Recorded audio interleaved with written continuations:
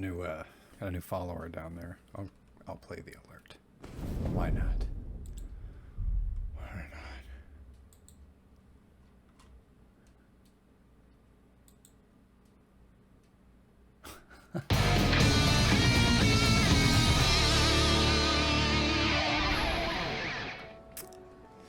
I gotta work on that message. it's okay. Anyway, yeah, well, thanks, Kale, for the follow.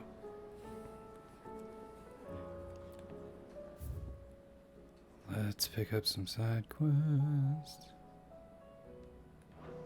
Running out of things What to do you boil. recommend? A shirt. This is a tavern, not a brothel. Right. She makes a fair point.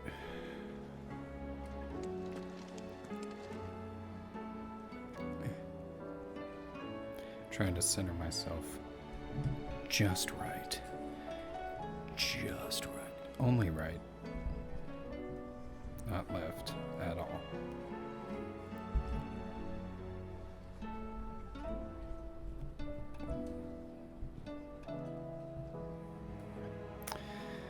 Okay. Yeah. Yeah. Alright, anyway. Let's read that letter.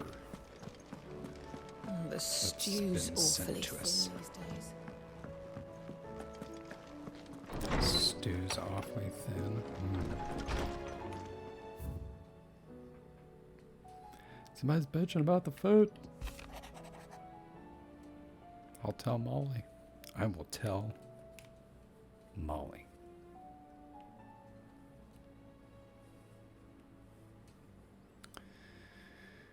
Uh-huh.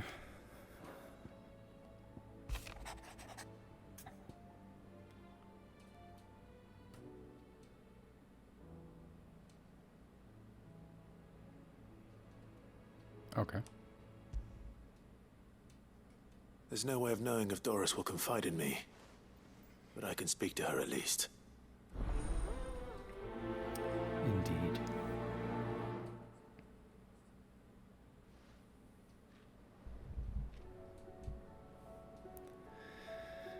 Okay.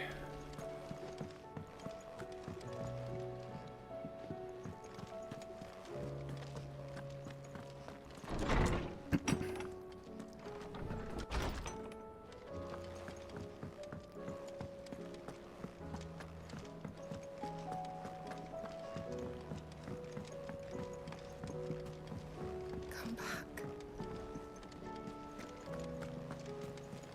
Covered in nicks and lumps, the lot of them.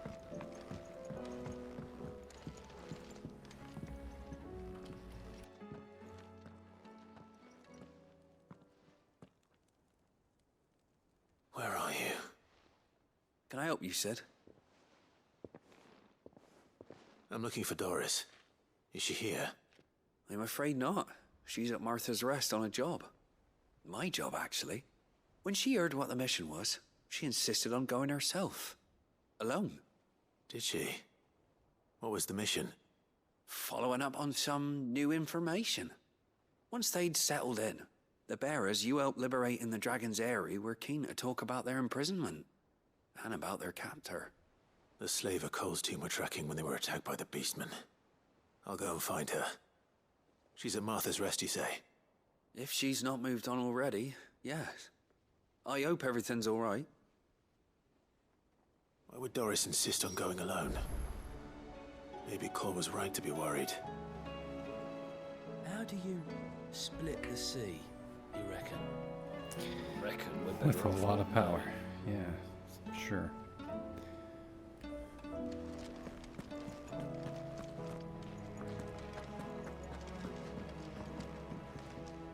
What will it be today? How may I help you today?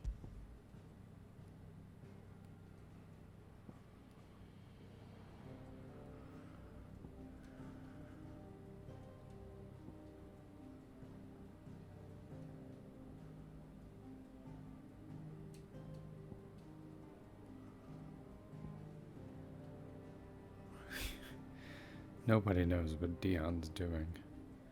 Fantastic.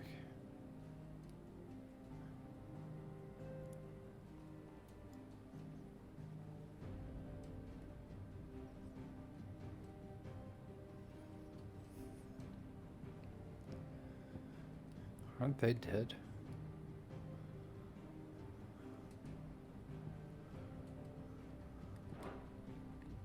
Here you are.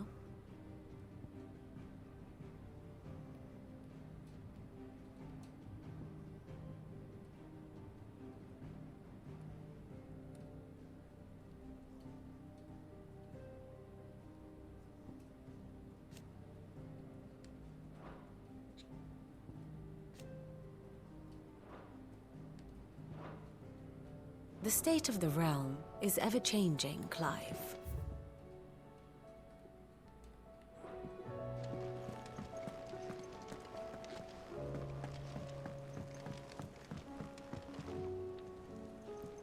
Heard the bad news then, did you? What bad news? About Dravost. Blackthorn's shit. on horn. With the forge and all that.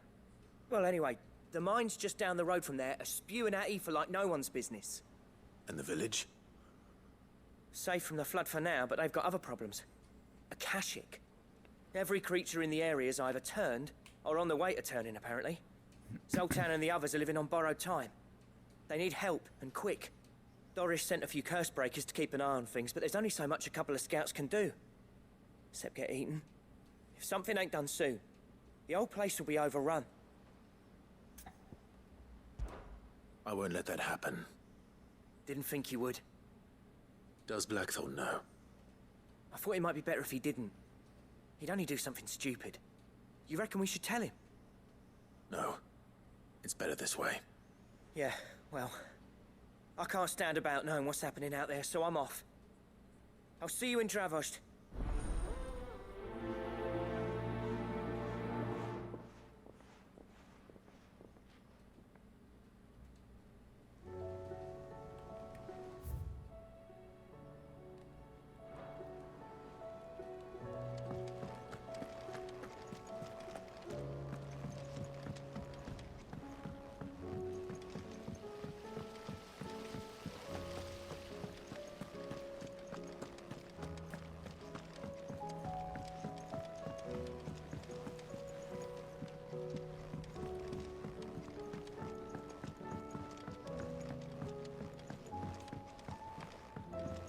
With Canva in the hands of Akashic, we'll need to find another port.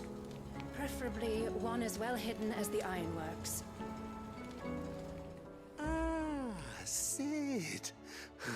Just the man I was hoping to see. Did you have a mo? Don't tell me. You need more bomb ash. Oh no, we still got plenty of that left. I'm working on bringing another one of the Chief's designs to life. This time, it's a new smelter. It's got a reverberatory hood over the top for additional thermal amplification and a system of reciprocal recirculatory regenerators that let's just say it gets very blimmin' hot. A heck of a lot hotter than anything Blackthorn's got in his forge, that's for certain. Only mithril engines get hotter, and you can't chuck ore in one of them and get metal out the other end. Trouble is, we won't be able to make out of any old rubbish neither. We need the good stuff. And I hear you once helped Helena get her hands on exactly that. Any chance you could help me too? If it's for the good of the hideaway, I'd be happy to. Oh, it is. I promise you. So, what exactly is this good stuff you need me to find? We've got a couple of examples here. Spherical echoes, we call them. More fallen materials. So this smelter is similar to the mithril engine in more ways than one.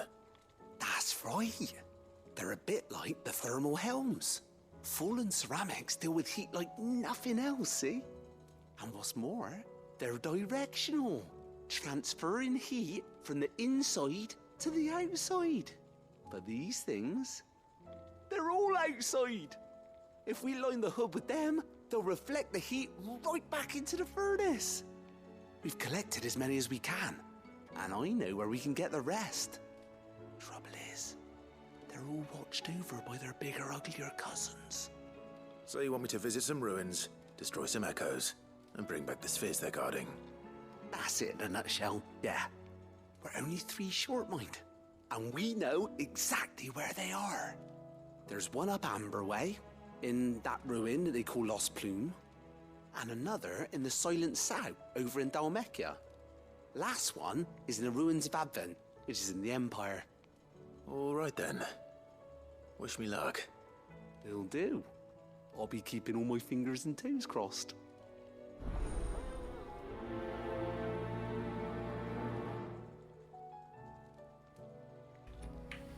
I like that guy's enthusiasm. He has a passion. How was she?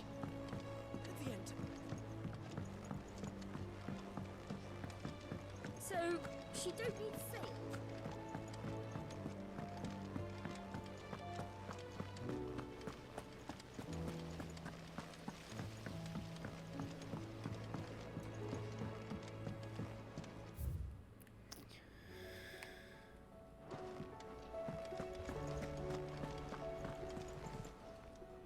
Clive!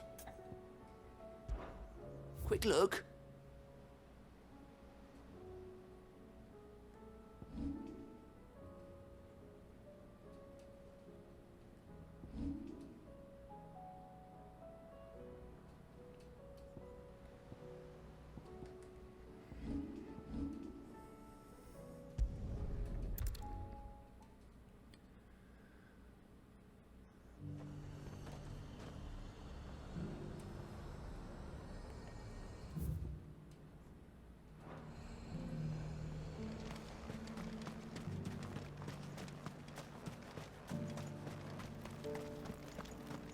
There were ghosts at the gates not days ago.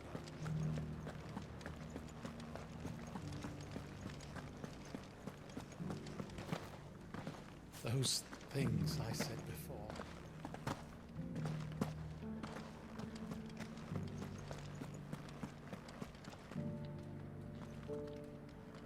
Oh, Clive. What am I to do? My wards and I may soon be without a home. What's happened? The High Cardinal has descended from his lofty throne and taken up residence here in Northreach. The High Cardinal?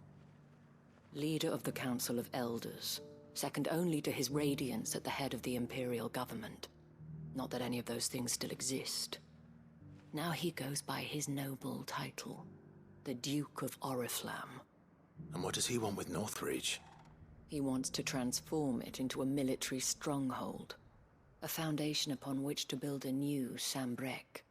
He's already secured the support of the various army remnants, with promises that they shall be afforded the respect they deserve in his empire. One built on the confiscated property of the people. He would rob the populace to pay for it. Believe me, I have used every means of persuasion to discourage him from this folly. But for whatever reason, he will not listen to me. What does Captain Philippe make of this? When the town was under attack, it was him the soldiers rallied around. Couldn't he use that influence again? How? By speaking out against one of the most powerful men in Sambrek. A man whose stated aim is to revive the empire Philippe's comrades swore to serve, and to improve the soldiers' lot within it. The captain can offer them a regular supply of gruel, and an occasional trip to the Vale to help them forget the terrors they face each day. The Duke offers them a vision of strength and safety. No. Any attempt to incite mutiny would cost Philippe the support of his men, if it did not cost him his life. But given the mood around town, mutiny may yet be unavoidable. The people have little appetite for further deprivation, least of all when it serves only to elevate others. And who could blame them? Clive, would you appeal to the Duke on my behalf? For your services to Northreach, You have the respect of the soldiers, and they will take you to His Eminence if you ask them. And unlike Philippe, no bonds of loyalty prevent you from speaking your mind to the man. Well, will you try? You could hardly fare any worse than I did.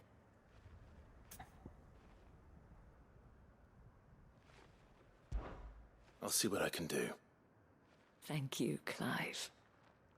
Tell me then, where will I find this Duke of Oriflamme? In the garrison? Overseeing the troops, yes. All right. Wish me luck.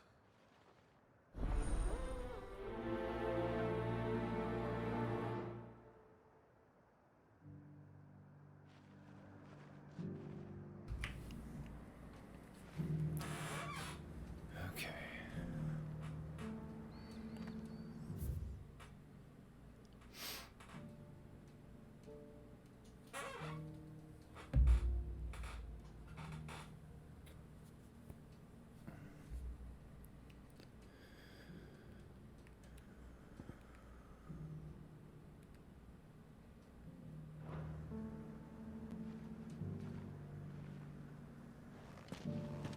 I may have met this Duke before, at the Remembrance Ceremony. Let's hope I didn't make a strong impression.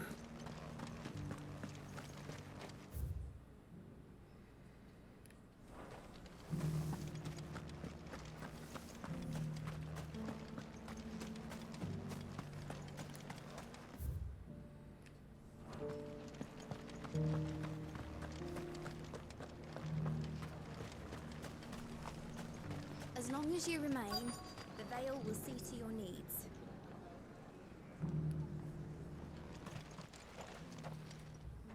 Halt! Oh, sorry about that.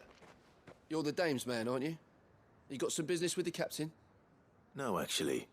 With the Duke. I was hoping I might be able to speak with him. We're under orders not to let any civilians pass. But you should be all right. His Eminence has heard all about you and your heroics. Wait here. I'll go and ask.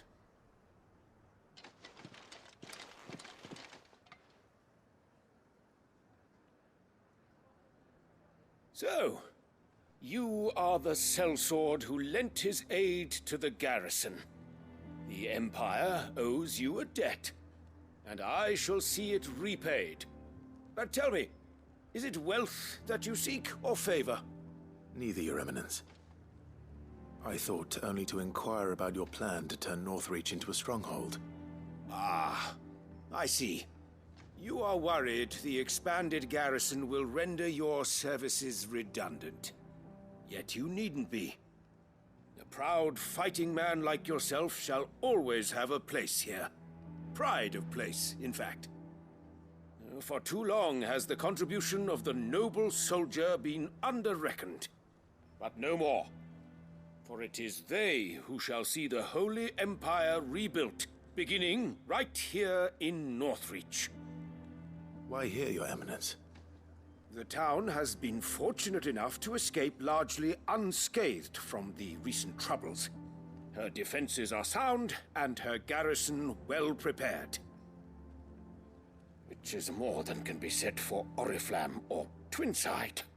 The Empire wants for a capital, and I believe Northreach to be the perfect place. With Caer Norvent as her citadel. Once we have seen to the refortification of both the town and the castle, we need only build a wall around both to create a city that would be the envy of the twins. Plans are already underway for the construction. That is Soon very enough, ambitious. these thralls shall learn that they are no match for the might of Sanbreque. I fear you underestimate how dangerous these creatures are, Your Eminence. Should they return in force, you will need all the people of Northreach to come together in defense of the town. Something they may be loath to do if they've been deprived of their worldly goods. The people will do as their leaders command. If Sanbreque is to be rebuilt, she will require a functioning government.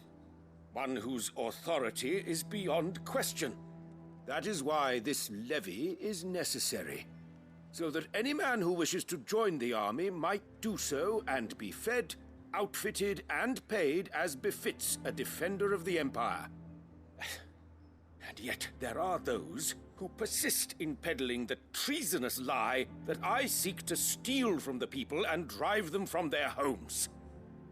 I suspect they're afraid of losing what little they have left. Precisely. The common folk have little and less, and you mean to deprive them of even that. You would sow the seeds of your new empire in your own salted earth. Sabine, we have discussed this. Yes, and I told you then how putting the empire before her citizens would lead only to revolt. Without an empire, there are no citizens. And in yours, there will be only beggars. Is that what Griga wills for her people? Do not take her name in vain, Sabine. I'll come back later. The citizens revolt. I wonder what the people really think of the Duke's plan. It wouldn't hurt to ask them, I suppose. Let's begin with those on the other side of the wall. Yeah, let's go spread some gossip. Sabine, you are embarrassing. You're embarrassing.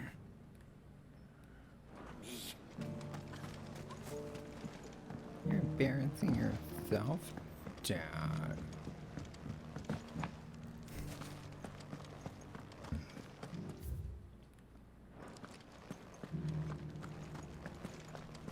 You needn't fret. The creatures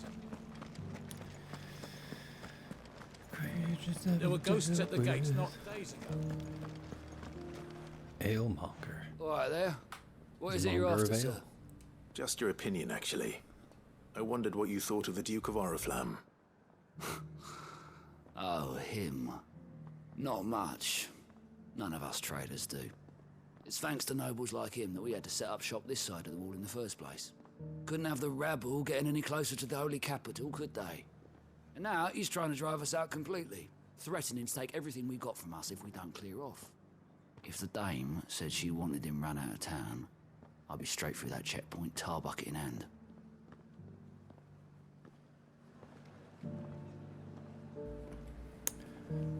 Okay.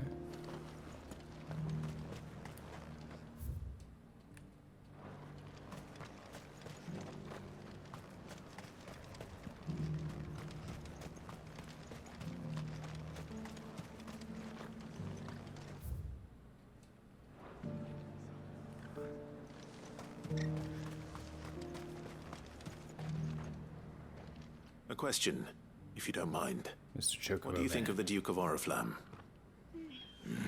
Don't get me started. You build a life for yourself somewhere, earning for some noble to turn up and tell you you've got to hand it all over to him. If he thinks his name and his chains give him the right to empty our purses, he's in for a rude awakening. We'll do whatever it takes to keep what's ours. Whatever it takes. Whatever it takes. Whatever it takes.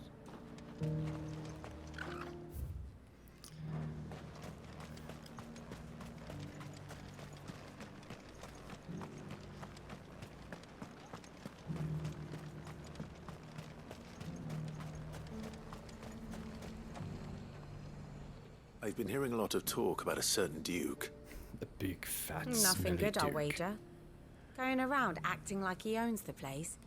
And with hardly a word to the dame. This is her town, not his. Right. I take it you'd rather she was in charge. Me too. As far as I'm concerned, she still is.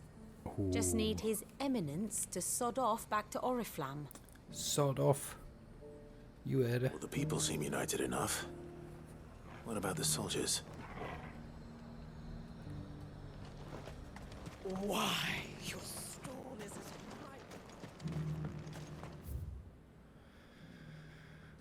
I don't really care. Not right now. I'll go out and do this real quick.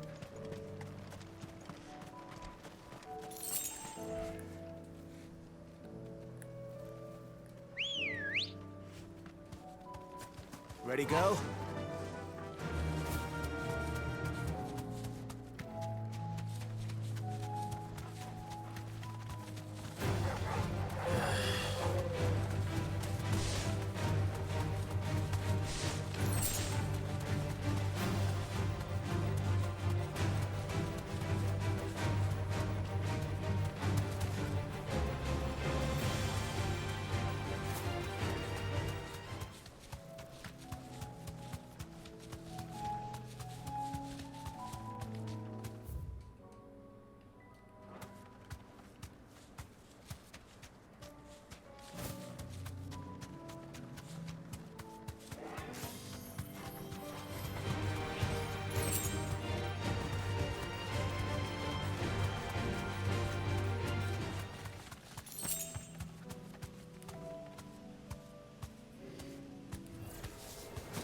I'll need to deal with these ones first.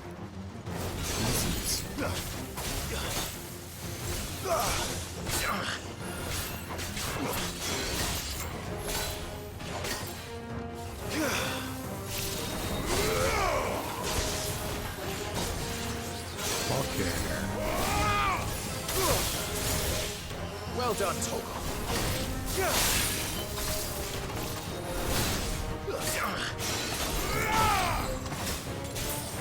Get him! Stay down!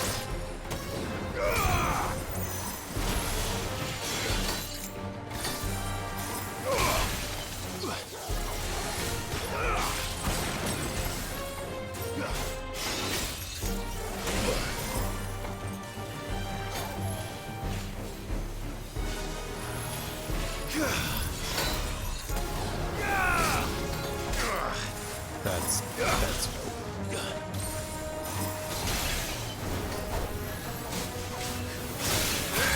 getting eventually. You're a fine hound.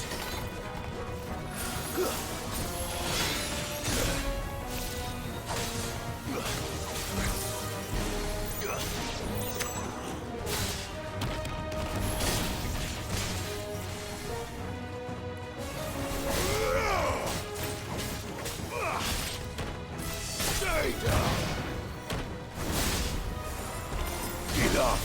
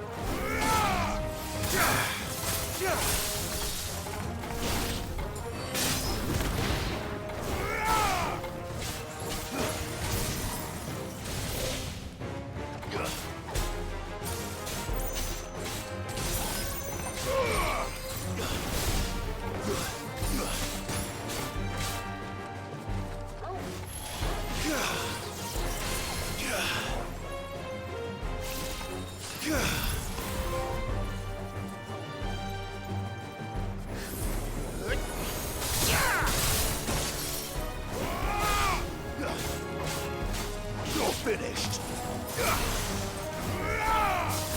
It's over.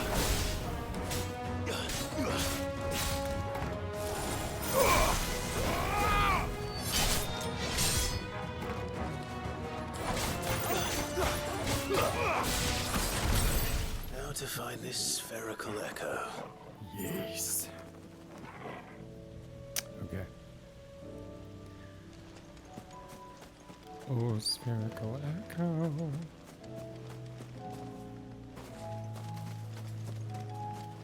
Aha. Okay. It's not time for hopping, Clive. This is it. Right then. Just two more to find. Right then. Clive. Anyway. Excuse me.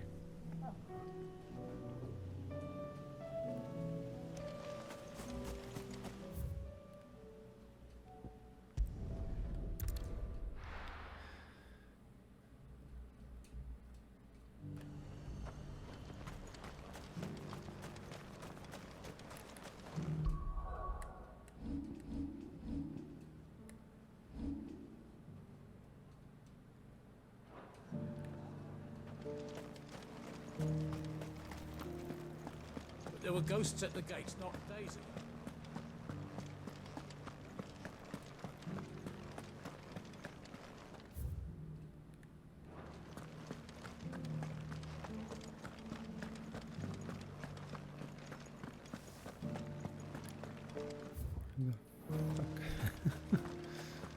Aha.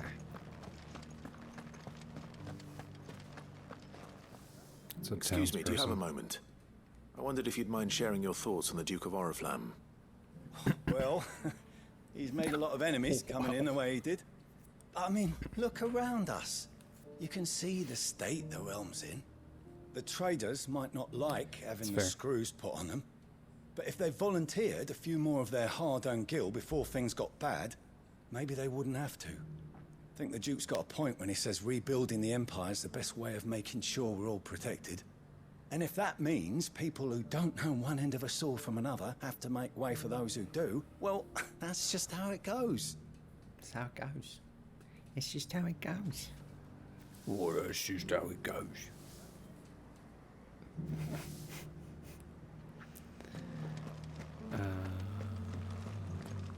Next. So, Those things I said before. see what the next person has to say The creature. about the Duke. The bigger, stinky Duke. As long as you remain. You're the one who was talking to His Eminence. On the Dame's behalf, yes. I was trying to persuade him not to take the people's goodwill for granted, but it seems my words fell on deaf ears. What do you think of his plans? I'm a soldier, mate. He tells me what to do, not the other way round. Listen, I've got nothing but respect for the Dame, but I've got a family to look after. That's where my loyalties lie, not with the town or the Empire, but with my wife and children. That's fair. If the Duke can get us cement and the equipment we need to fight off those blue-skinned bastards, I don't care how he does it. Right on. Loud and clear, bro.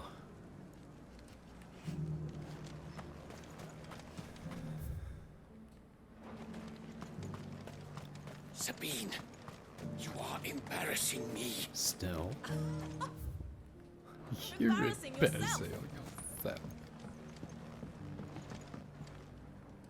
I hear the Duke of Oriflamme plans to turn this town into some sort of fortress. Do you think that's a good idea? It's not for me to say.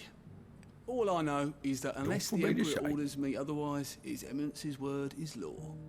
Look, no one likes all these taxes and tariffs, but empires don't come for free. Once Sanbreque is back on her feet, we'll all reap the benefits. I like how I was like, I don't want to go by Let's see what just Philippe what makes of all this. you know, Johnny Street Sweeper has to say out there. I want to listen to what the other people have to say. And the other people were two soldiers, and they were like, I don't really have an opinion on the matter.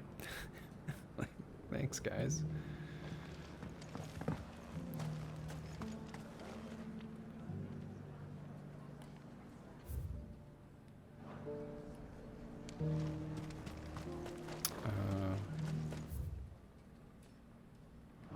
Where do I need to go? I guess over here. Over here is where we'll go.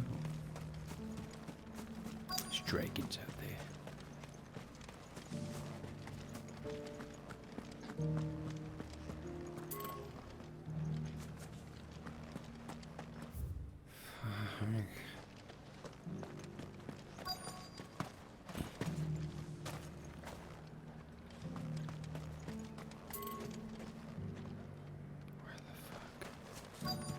Is it one of these fuckers? Aha. Philippe. Captain, do you have a moment? For you? Certainly. Clive, wasn't it? Thank you for last time. How can I help you? I wanted to ask you about the Duke of Oriflamme. Do you intend to go along with his plan? But to tell you the truth, I'm in two minds. It's my sworn duty as a captain of the Imperial Army to obey his orders. But I can't say I agree with him. Philippe, I remember you saying that you became a soldier to protect the people you loved. The Dame included. That's right. I did. Well, damn. She doesn't agree with the Duke's orders either.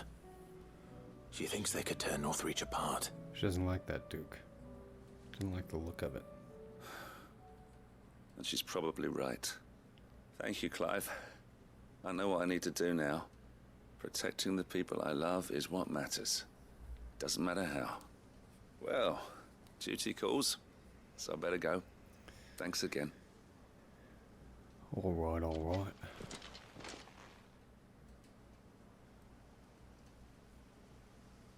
It seems Philippe wants to do the right thing at least. I expect Isabel will be pleased to hear that, if nothing else.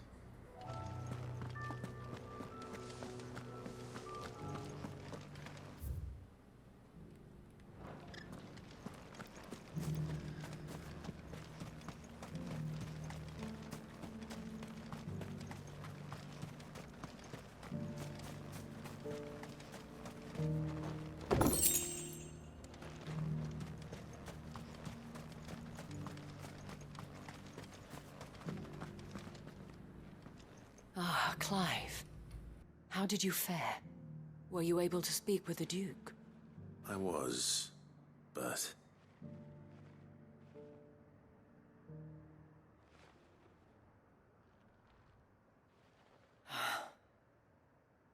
So Northreach is to be a fortress after all. Well, it will certainly help to hold back the thralls. There's no denying that. Though I doubt it will come as much consolation to the townspeople whose worldly goods are confiscated to pay for it. They deserve to be heard, Clive. To have a say in this new empire the Duke means to build. Sadly, His Eminence values their obedience more than their opinions, and hopes to reassert the authority of the state. I fear he sees the people as mere pawns on his chessboard to be sacrificed for the greater good. Needless to say, they themselves are of a different opinion, and would rather their destinies were in your hands. The soldiers, meanwhile, are content to follow their orders. And not just because of the Duke's rank, but because of his vision. I thought as much. Had I sworn to protect Sanbreque, I dare say I too would want nothing more than to see it rise from the ashes. Thank you for trying. But the battle is lost. I don't know about that. What happened to your uniform? I handed it in, along with my resignation. Told the lads I wished them well, but that I owe it to those I love to call it a day. But why? Because I realize what really matters to me. Not following some nobleman's orders for the sake of it, but protecting what I care about. Protecting Northreach. I honestly don't know when those monsters will return, but I'm certain they're not finished with us yet. And when they do come back, we need to be ready for them. We need to stand together, all of us. And with you to lead us, milady, I reckon we can do it. It was you who finally convinced me, Clive. There's no point following orders if they go against everything you believe. Indeed. All of us, standing together. That has always been Northreach's best hope, and one which still lies within our grasp. We have only to turn our attentions to the true enemy. Thank you, Philippe, for showing me what I must do. Anything for you, milady. Speaking of standing together, would you mind if I borrowed a few of the lads from the Vale to help keep watch around the town? I fear His Eminence has loftier tasks in mind for the guard. Not at all. Be my guest. Wouldn't be the first time.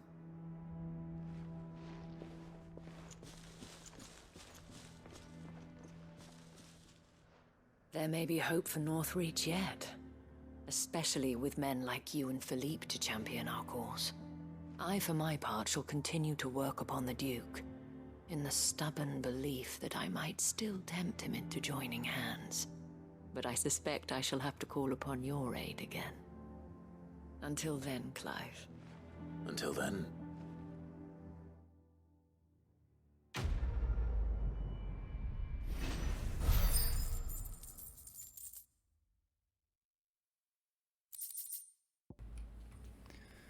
Until then. Isabel.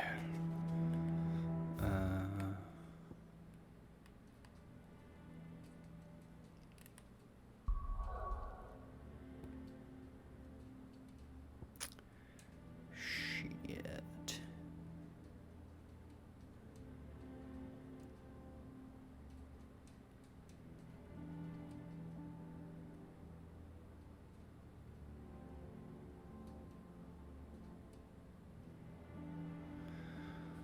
Well, let's go over here. Yeah.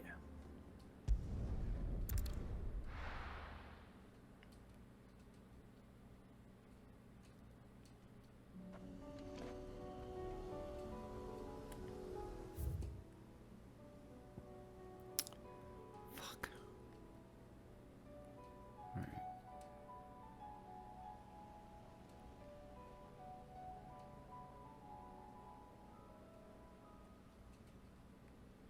So we'll do that and then go to Martha's Rest.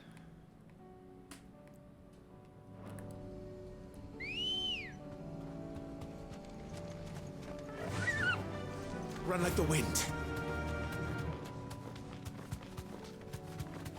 Jesus. Time to fight.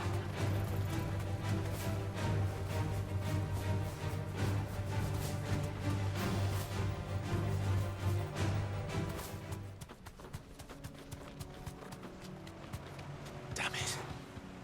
The whole village has turned. No need to ride from here.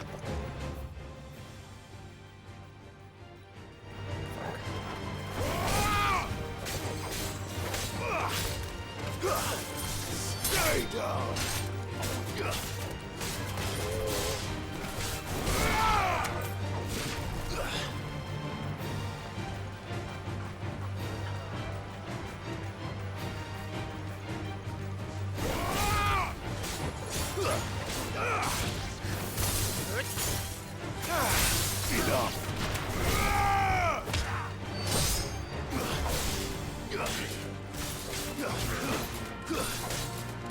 It's over.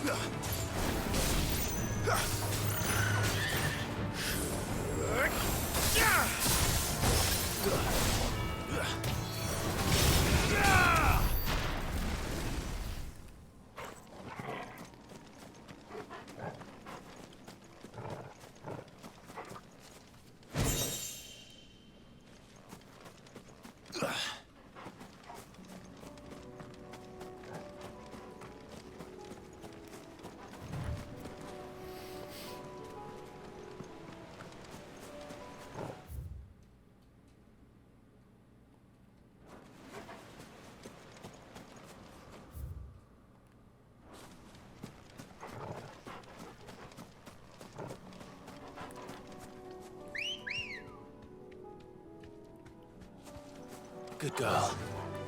Yeah!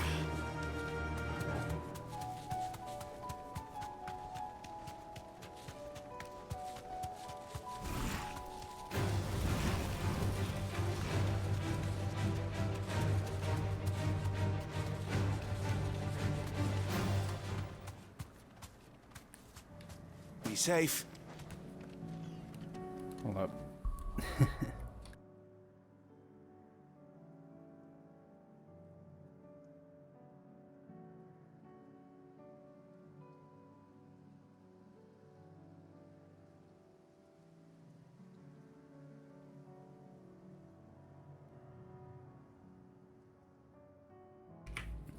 Okay.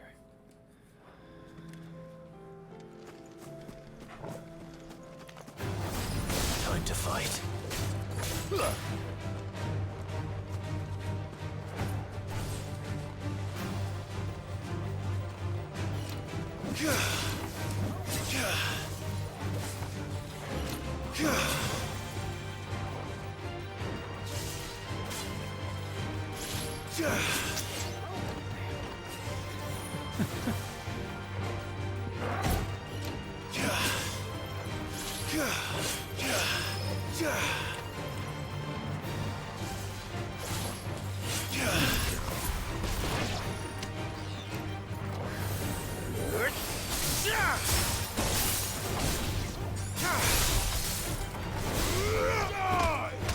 Farewell.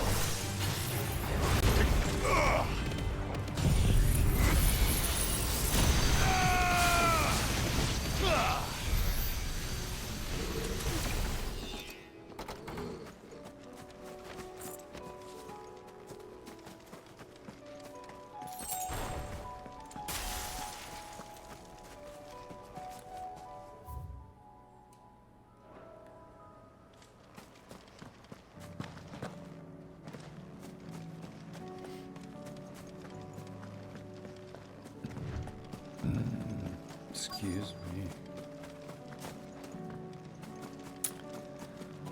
Excusez-moi.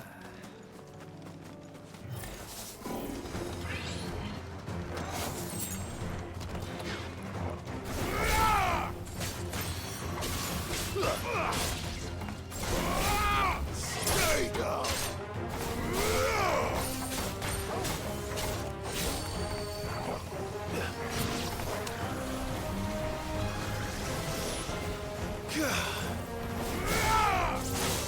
Too slow.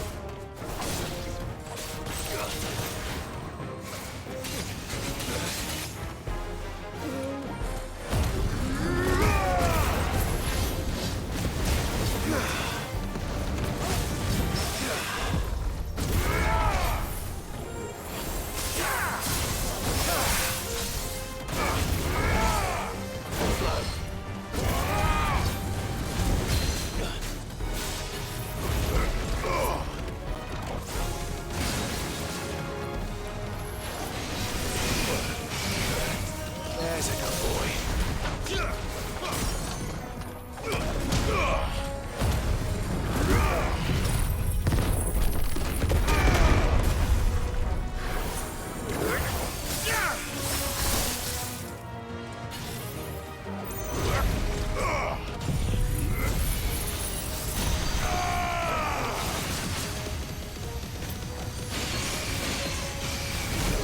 Titan!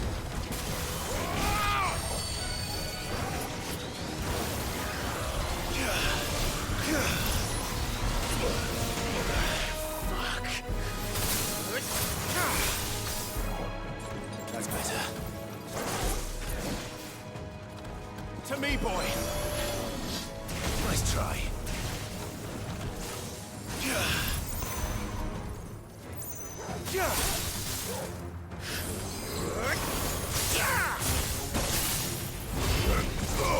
Too slow.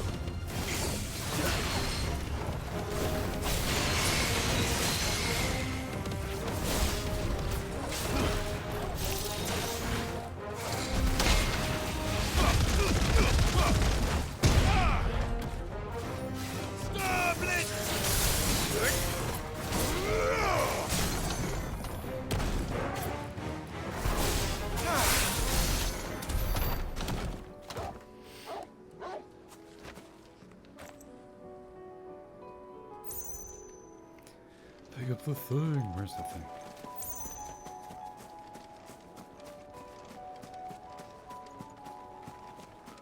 Aha.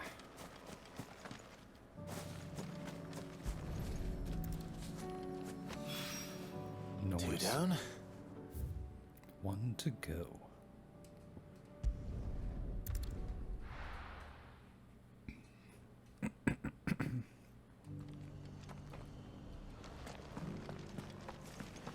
Dora should be somewhere nearby. Assuming she's still here.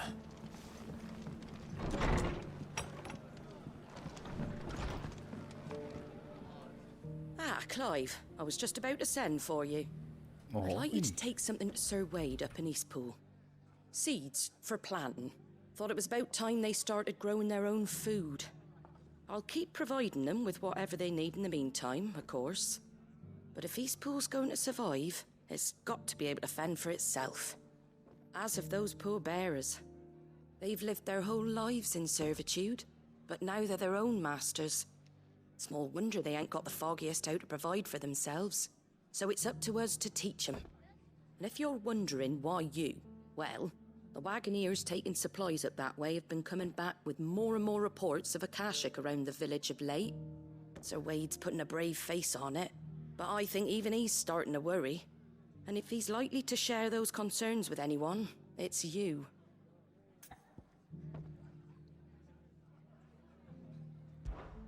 All right. Thanks. Wouldn't ask if I didn't have to. There. That should be enough to keep him in Gazal Greens for a few years at least. Gazal Greens? Not the most mouth-watering crop, I'll admit. But they're hardy, they grow fast, and they fill a hole. Better that than something that'll wither away at first frost. And chocobos love 'em too, which is no small thing. When I say all of us need to pull together to get Eastpool back on its feet, I mean all of us. They ain't exactly succulent, but cook 'em right and they're just about bearable. I'll take your word for it. Anyway, Sir Wade'll know what to do with them. And if he don't, well, I'll go up there and show him myself. I'm sure you will.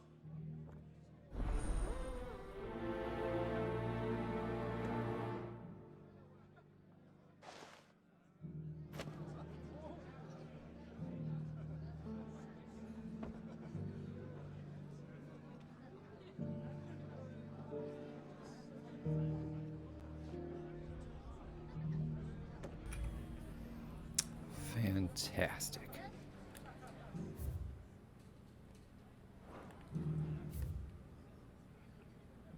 Oh, there's something new at the shop.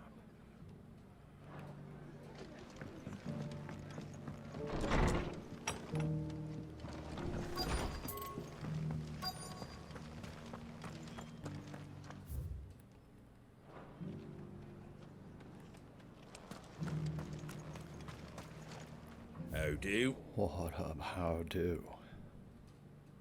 You do.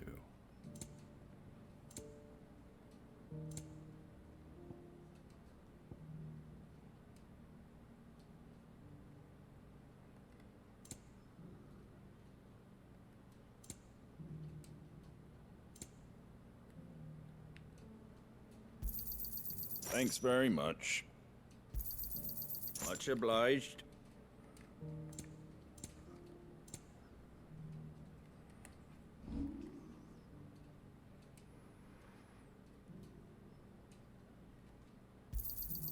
I wanted one of those. Well, now you got one.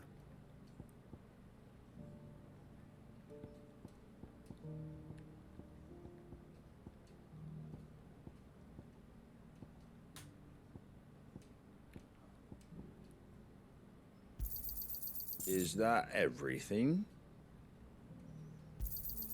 A fair trade.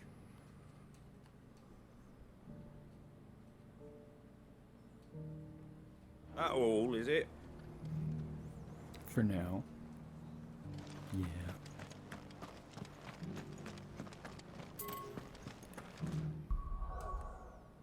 What does my gear look like?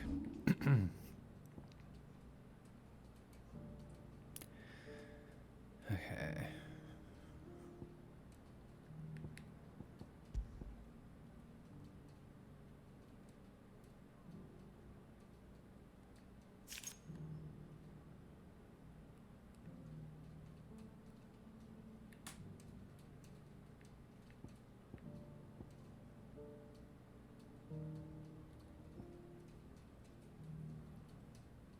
Oh.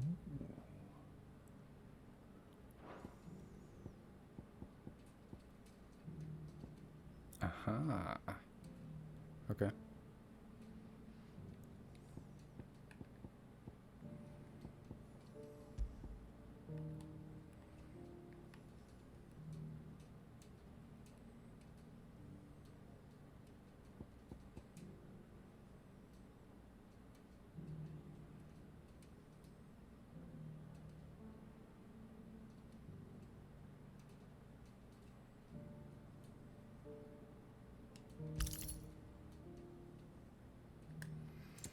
need to change this one because I don't have flare breath equipped.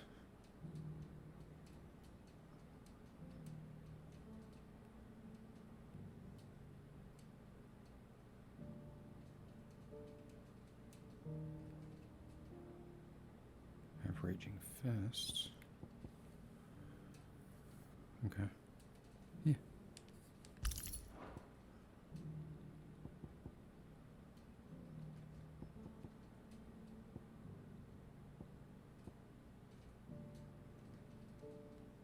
I don't have anything for Giga Flare. That sucks. Oh well.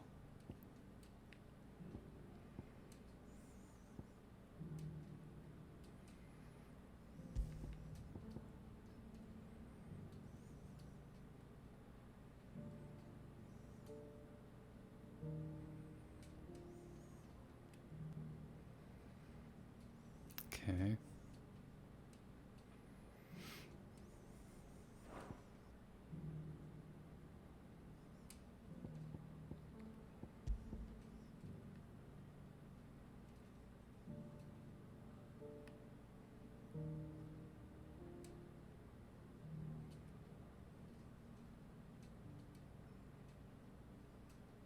Did I not pick up something for ice? I thought I did.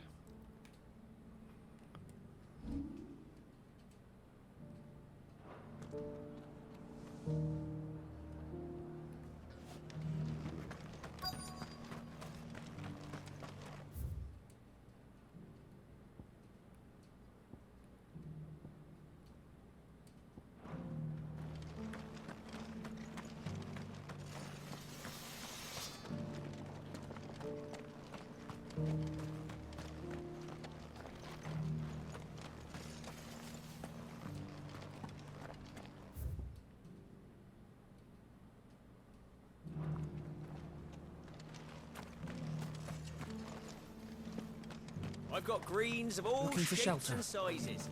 Colours too. Nearly done. It doesn't still hurt, does it? Aha. It's been a pleasure, Doris. Just like old times. I'll give your offer some thought, my lady. How goes the investigation? Sid, what brings you to Martha's Rest? You. I heard you were out here on your own, tracking our slaver. I trust you're being careful. Of course. And it had to be me. The bearers from the Dragon's Eyrie confirmed a long-held suspicion of mine that the slaver we've been tracking is an old acquaintance. She's no fool. If we'd come in force, she would have spotted us straight away, and then vanished without a trace. That was her just now, wasn't it? So, was it a fruitful reunion? I'd say so. She tried to recruit me. Seems her time in Rosaria is coming to an end. She's abducted bearers from across the region and is looking to smuggle them back into Sambrec. After her brush with those beastmen on the road to Northreach, she hired herself an Imperial escort, which she wants me to join. She's dangerous, Sid, but I think I can stop her. Then I'm going with you. I'll take care of the escort. You can see the bearers to safety. Where are they? The Baum Archers, soon to break camp. You go on ahead. I'll follow once I've sent word back to the hideaway.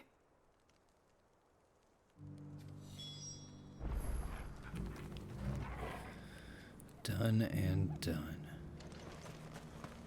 I mean, not yet, but you know. I'm gonna. Woof. It's all the way down there. Okay.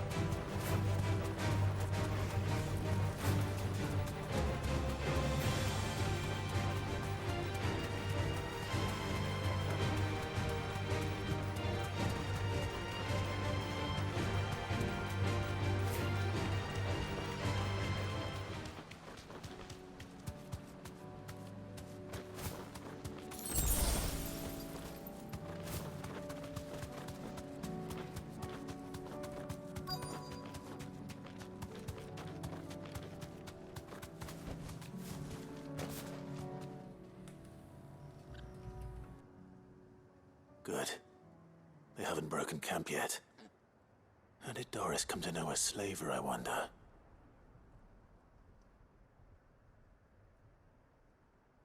We've waited long enough. She's not coming.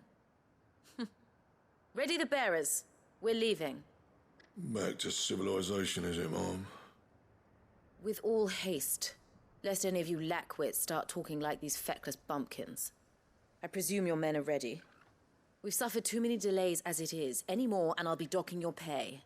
Yes, Mom. Oh, but before you go, it appears we have company. Kill him. Kill me?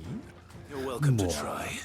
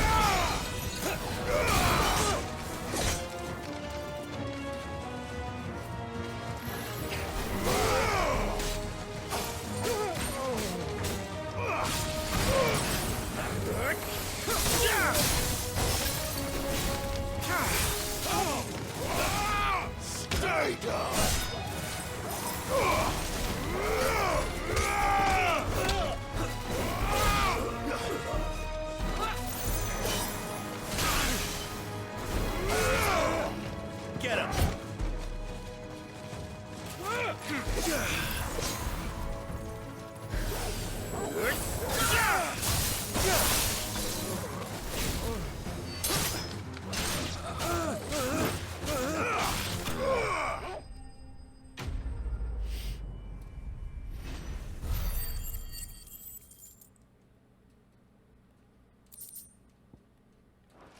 You were saying, madam? So much for your escort. You'll forgive me for not avenging my men. I'm not the swordswoman I used to be. I surrender. Do with me as you wish, Sid the Outlaw. Sid. Ah, Doris. I take it you're not here to rescue me from our brooding renegade? You know, I always wondered where you'd vanished to.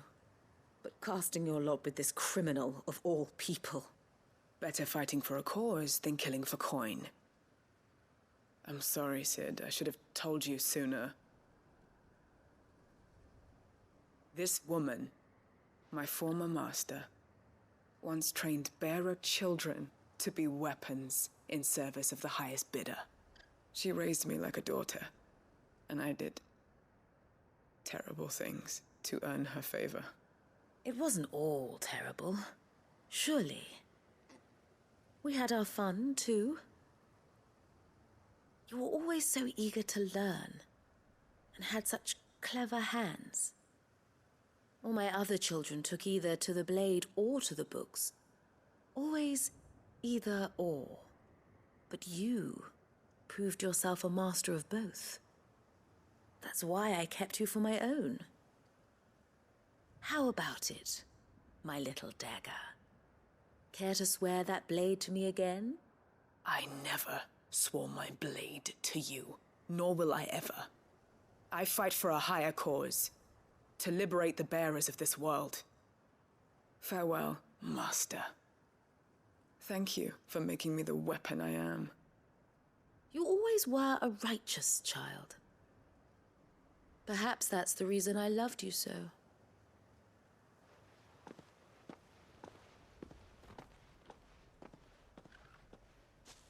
What do you want to do with her? I am not the killer she wanted me to be. Not anymore. And she no longer has friends in high places. The Dame does, though. Her connections at the Imperial Court will see that justice is done.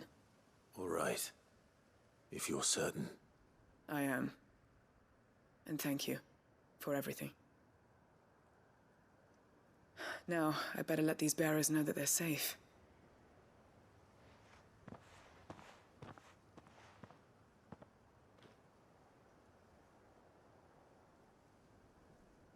And I should head back to the hideaway and put Cole's mind at ease.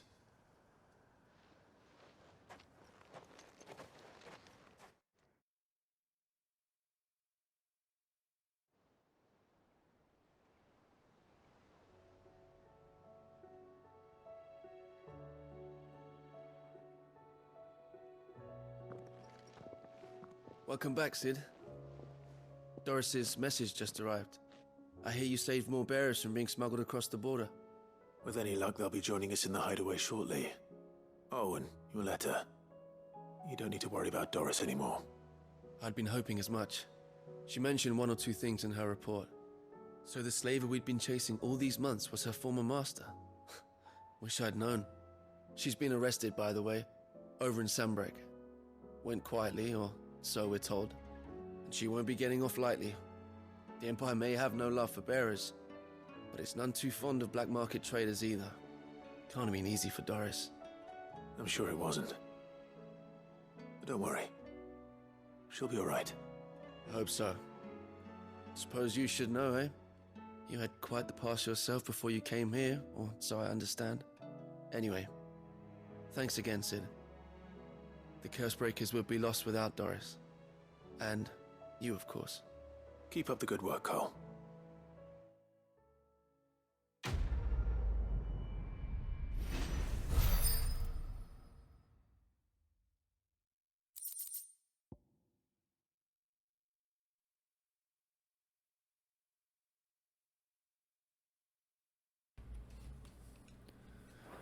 Right on.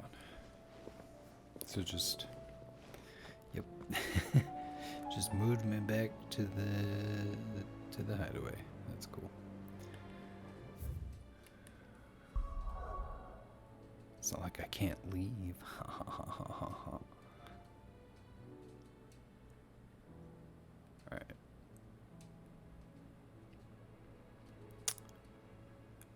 Wade.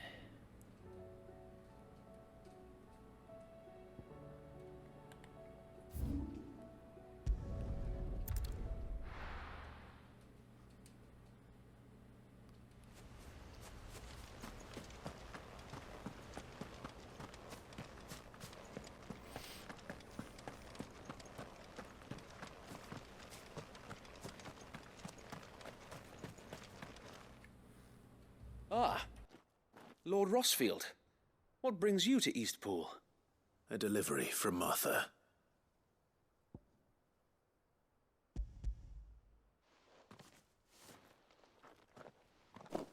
These are Gizal green seeds.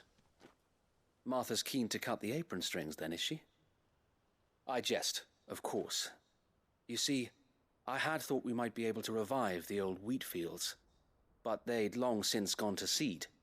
Only without the seeds. Martha was hoping you might be able to show the bearers how to plant and tend these, so that they'll be able to fend for themselves. That's not a bad idea. These bearers had only recently escaped their bonds before we brought them here. They know little of freedom, of providing for themselves and their loved ones. Unless we teach them how to live like free men, I fear that all we have achieved in bringing them here is to exchange one master for another. Not that myself and the Guardians have been the best example to them so far, subsisting almost entirely on Martha's charity as we do. It's about time we all started to provide for ourselves, bearers and Guardians alike. Unfortunately, we've been a little too busy of late to focus on much besides bolstering our defenses. There have been alarming reports of The Horde is closing in. They're coming, Sir Wade. All of them. Damn it all. I thought we'd have more time. Gather the men in the square. Send to the rest for reinforcements. Yes, Sir Wade. The Horde. A Kashek, a veritable legion of them. They've been seen prowling around the northern reaches for a while now. We don't have the numbers to hold back a swarm that size. I had hoped to build a perimeter wall so that myself and the Guardians might be able to defend the village, but... Now you're out of time. Precisely. If reinforcements from the rest arrive before they do, we may just scrape through, but I fear that's rather an enormous if.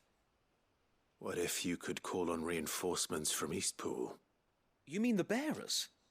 We brought them here so they might live, not die, fighting for their lives. So wait. You said you lack men to defend the village. Are the bearers not men? Do they not wish to see Eastpool saved?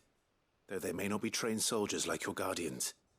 What help they are able to offer could still prove the difference between victory and defeat. You're right, my lord. I will appeal to them.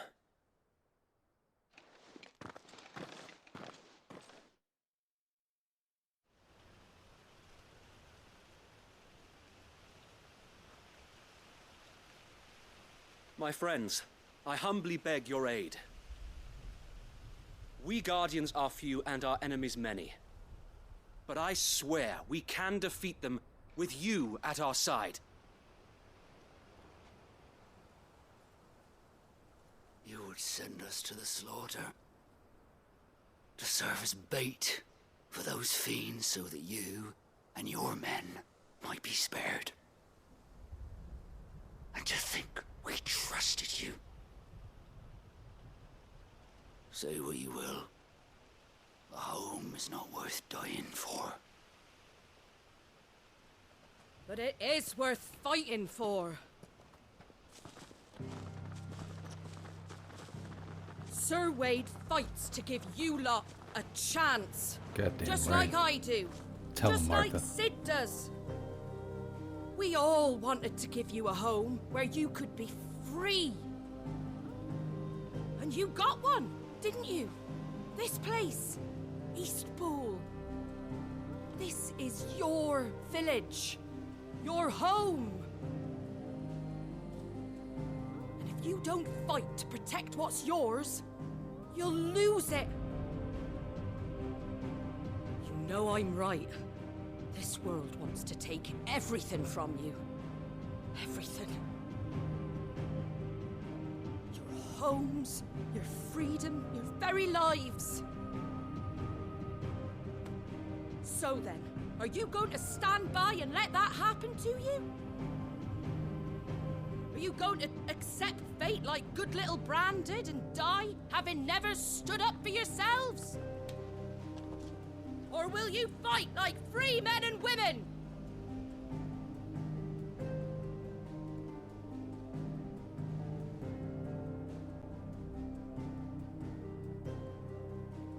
I don't have a frying pan. What are you doing? All right. Give me a sword. I never dreamt I'd have a home of my own. And now that I have, I don't want to lose it.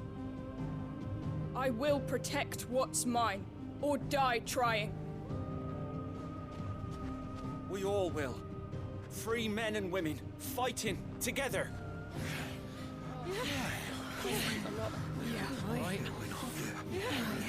For Eastpool! For Eastpool!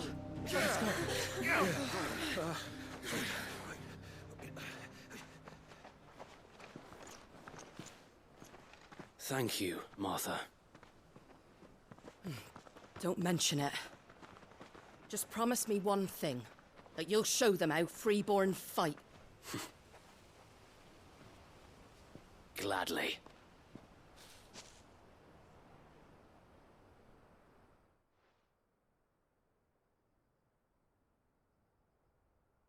Well, if it was numbers you were lacking, you certainly won't be now.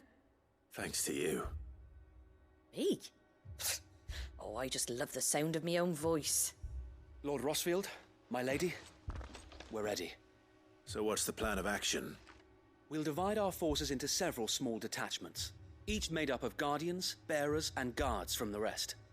These will position themselves at strategic points around the village. Upon engaging with the Akashic, each detachment will keep the creatures occupied as best they can, steadily retreating all the while. You're going to lure them into the village? I am.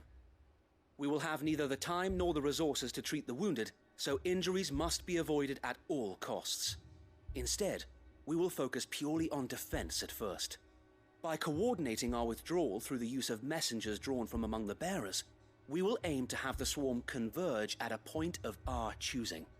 With luck, that point will be the village square, the perfect place for our most able warriors to surround them and fall upon them, and for you and I to finish them off. A sound plan, but one that'll require a leader with a cool head and strong nerves to coordinate the retreat. I'd say you have both in abundance, Sir Wade, but you'll be needed. Please, leave the last of the fighting to me. Ha! And let you have all the glory. Sir Wade! They're here! Then you know what you must do. We work together, everyone playing their part, each shielding the other that no man might fall, that Eastpool might live on. For Rosaria! For Rosaria! We've no time to argue, my lord. I'll do as you ask. And I will do as you ask. Suppose we'd better do our bit too, then, eh? Right you are, Martha.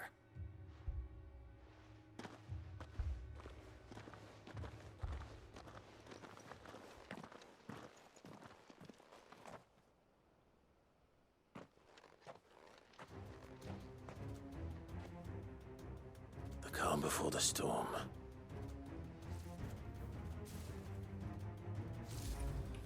Doesn't seem that calm. And here it comes. I will not let this village fall.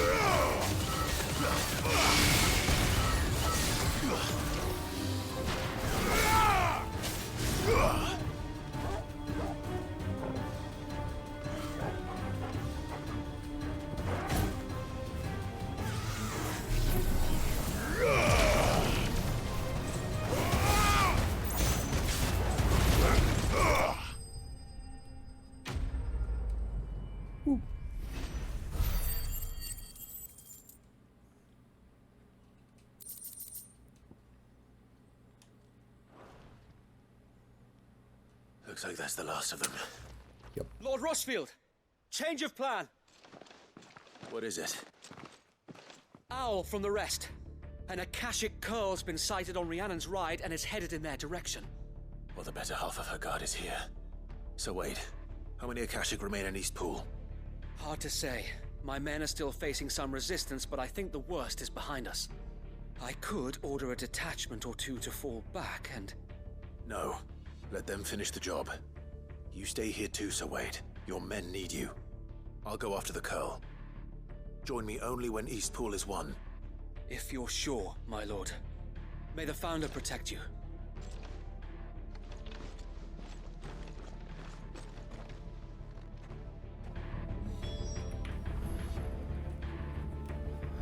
Fuck yeah.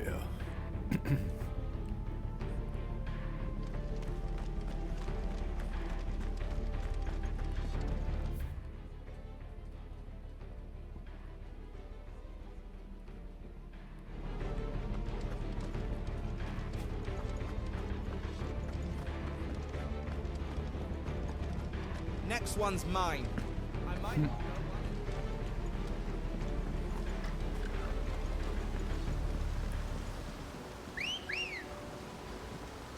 Ready, go? Run like the wind.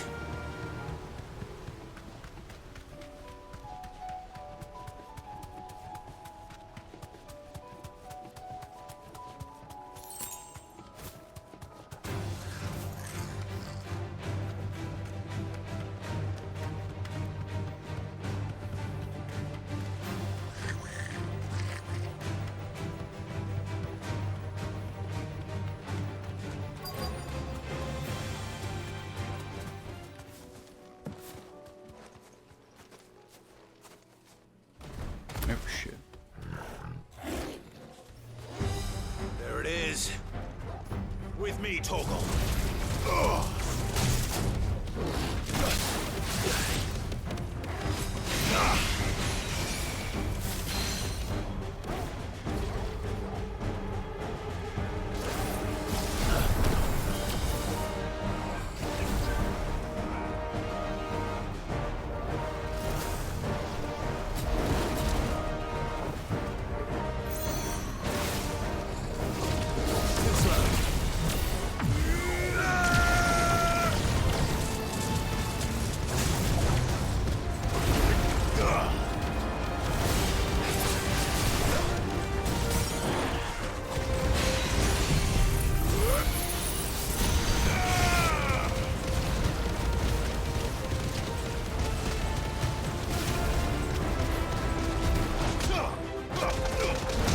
Yeah, these scratches.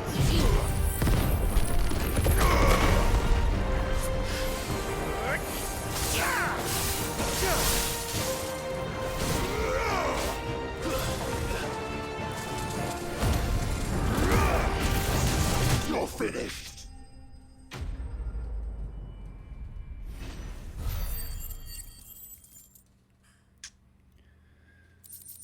Okay. Rock and roll. All right. Back to Eastpool.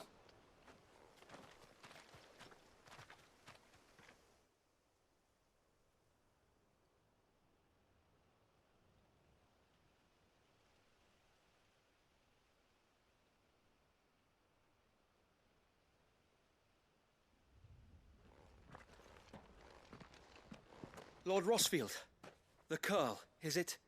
It's dead. Thank the Founder for that. And for you, my lord.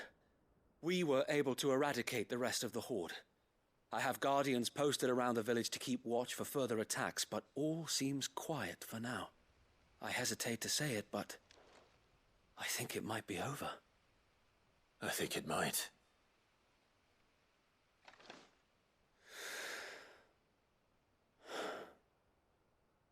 We did it. We saved Eastpool. Thank you, my friends. Thank you. No, Sir Wade. It's us who should be thanking you. You brought us together. Showed us what it means to fight for what you hold dear. We never had nothing to call our own before. We didn't know what it meant to protect it, but now we do. We really do. Forgive us, Sir Wade. You and your people saved us, and still we doubted you. But there's no doubt in my mind anymore. We're free men now, so we have to start acting like it. We have to fight to protect what's ours, to protect Eastpool. And we shall. We all shall. Together. This is our home. And if anyone or anything tries to take it away, they'll have us to answer to. Come on then. Let's get to work. This village isn't gonna rebuild itself.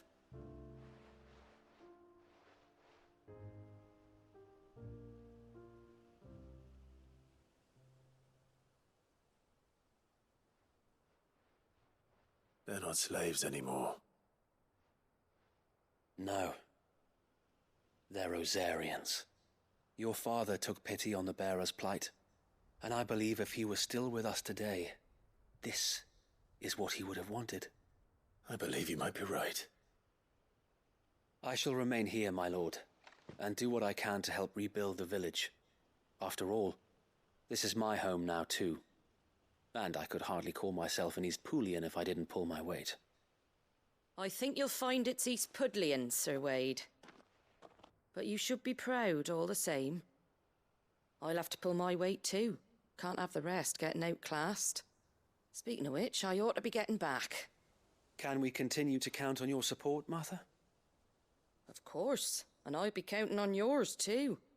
Us Rosarians have got to stick together, haven't we? Indeed we have. And Clive, come by the Golden Stables when you get the chance.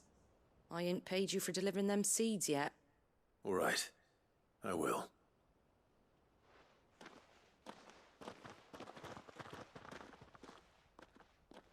Lord Rossfield, do you remember our very first mission together?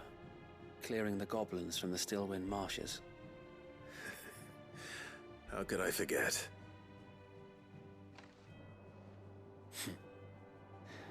There's one sight that I shall never forget.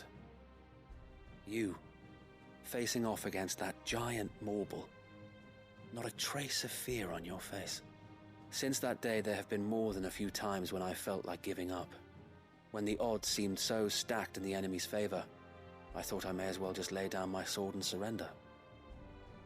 But every time I would think back to the look in your eyes that day and remember what it means to be a shield.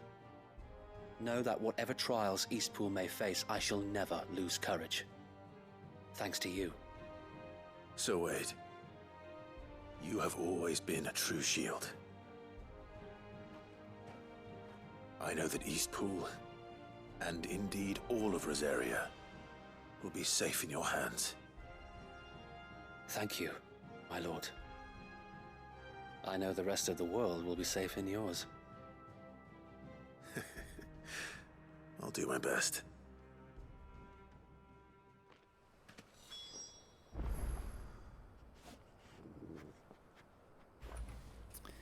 Nice.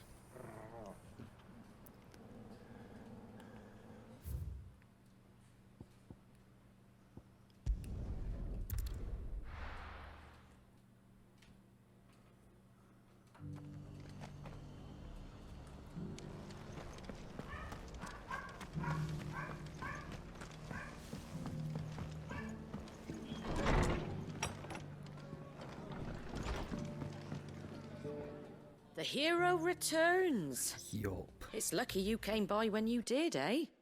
Not only did my seeds get delivered, but you went and saved Eastpool and all. I just did what I could. And it's only right that you get rewarded for it. Take it before I change my mind. Thank you, Martha. So, Eastpool's finally back on its feet again. And a home to free bearers. Who'd have thought we'd see the day, eh? Well, it was your idea. I know that, but I never stopped to think what it would mean. Bearers in charge of themselves, thinking for themselves, working for themselves. Like your hideaway, but not even hidden away. Though I suppose the rest ain't much different nowadays. You know, bearers living free like that. Reminds me of when I first met Sid. Loath as I am to recall that particular day. I take it you didn't always see eye to eye. What happened? Well, if you really want to know, I started doing what I do long before I met Sid. In fact, that's how I met him. Or at least how he came to meet me. He showed up at the stables one day, asking questions about who'd been buying up bearers. Founder knows what he thought I was doing with them. Running a hunt, poking around in their innards.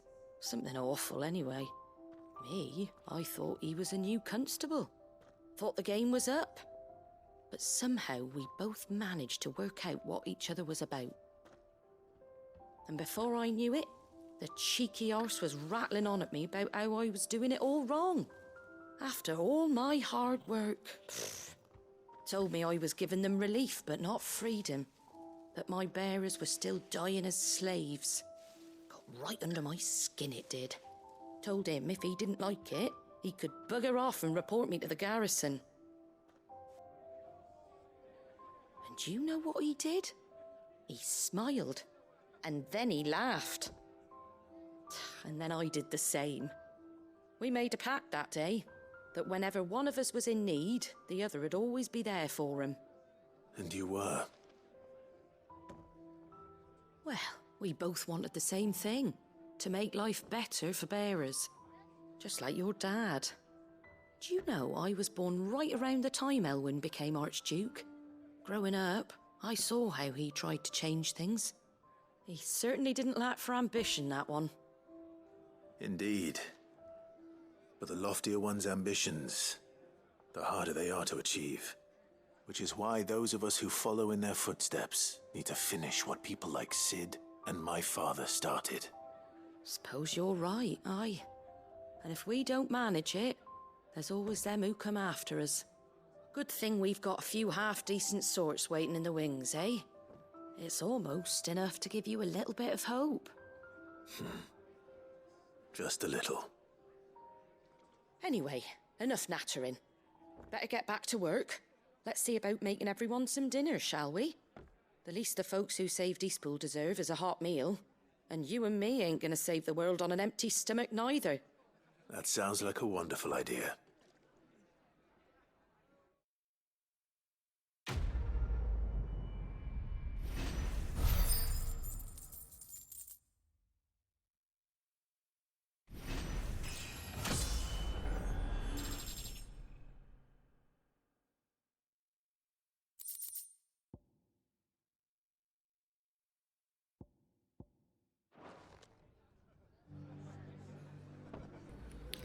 Fuck yeah.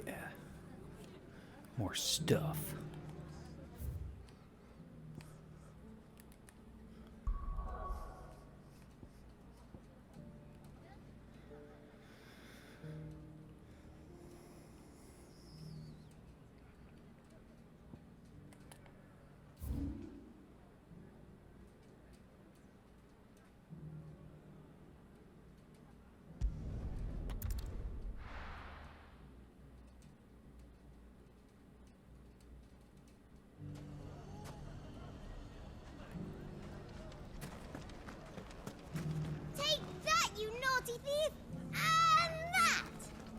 Stop it, Renz! It's dangerous! I have to go to the bathroom real quick. But I'm gonna go ahead and start. Well, no, I won't hear what he has to say. I'll be right back.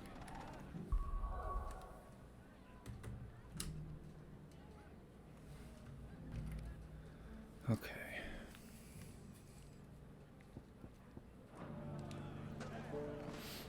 Clive! To what do I owe the pleasure? I just wanted to see how the town's been faring since you brought everyone together. Since we brought everyone together, all is absolutely wonderful. Conrad and Natalie's hands remain safely away from each other's throats and firmly at the helm. Our stores are full, and the bandits still too disorganized to raid them. Just as the good Lady Jane and Lord Underhill intended. Are you a lord? Lubor's going to be one too. They're going to make him the Lord of Dalamil, because of how he stopped all the grown-ups from fighting.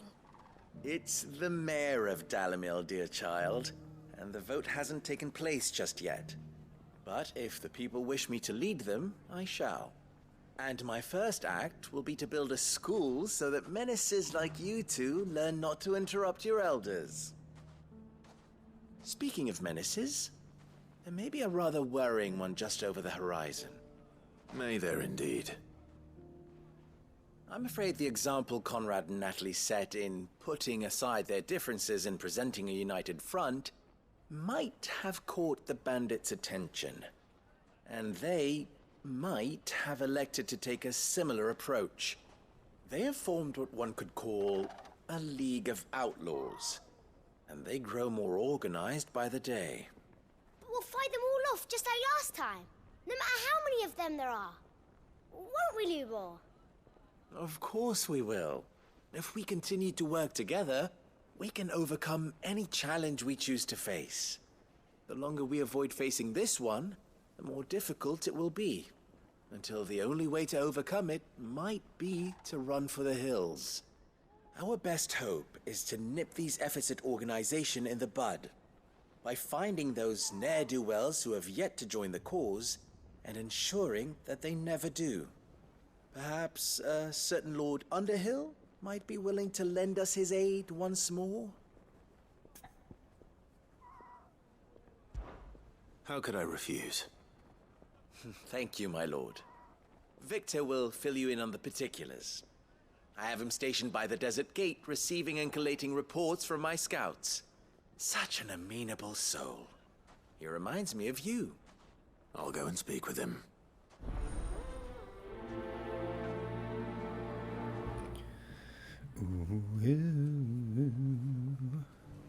What's the difference between a lord and a mayor? That's Mayor. easy. One of them swings a sword, the other forges them.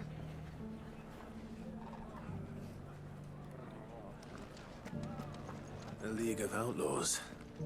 Sounds like we have some competition.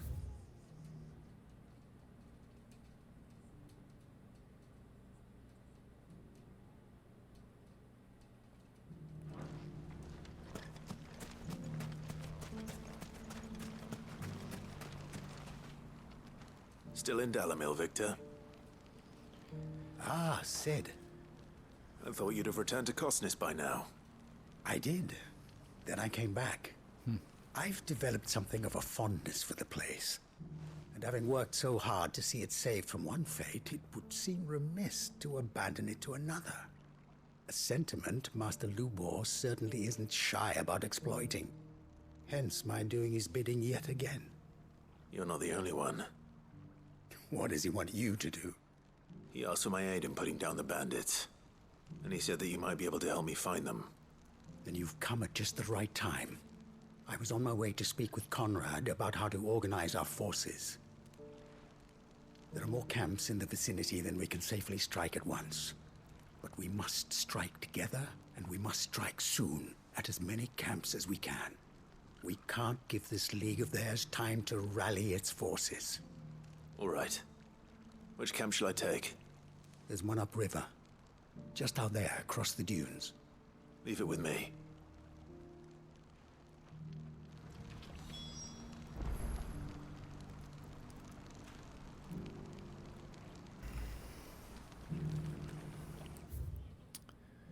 Alrighty.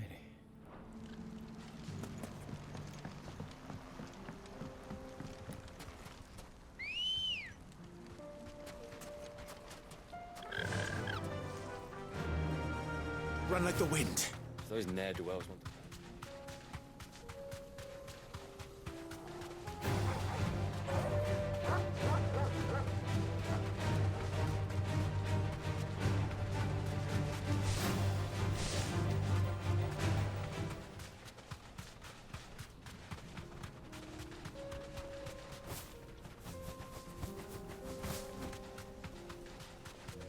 That must be the camp Victor mentioned.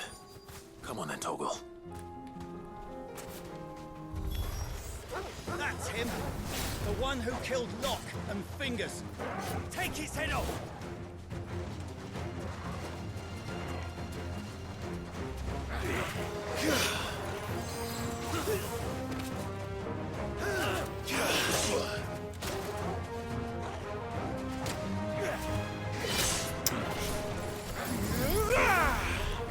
Find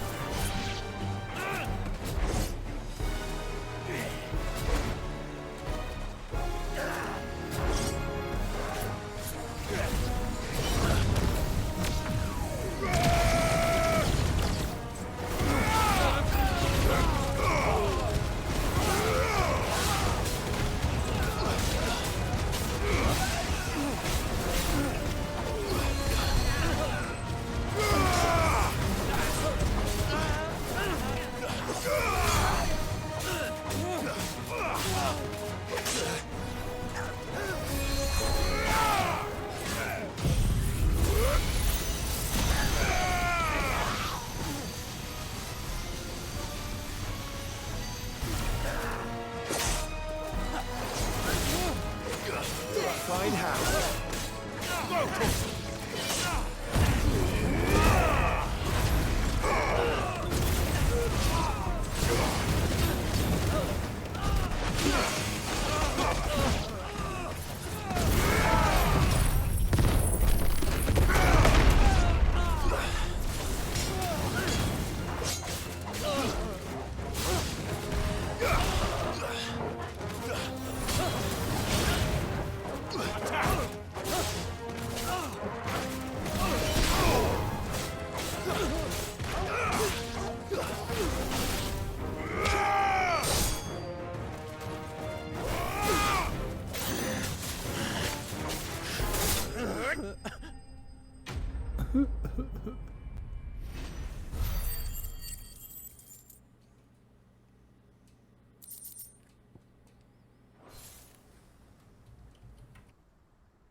I'd better let Victor know.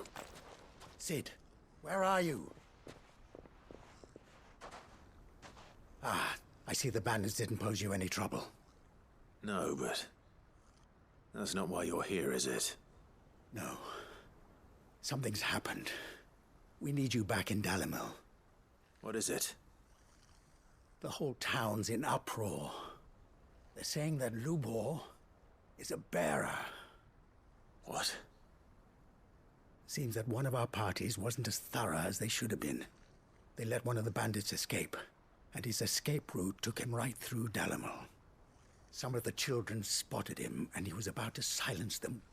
And when Lubor felled him with a bolt of magic, and without a crystal. But that's not possible. It is, if he's a bearer and has been hiding it all these years, which is what people are saying. If he has, well, I wouldn't blame him. No man is branded by choice. Still, all those people see is a man who's lied to them all his life. One who was made a leader of himself when the world believed he should have been a slave. Fuck. I don't know where we go from here, but I know one thing. Lubor needs all the friends he can get right now. You're right.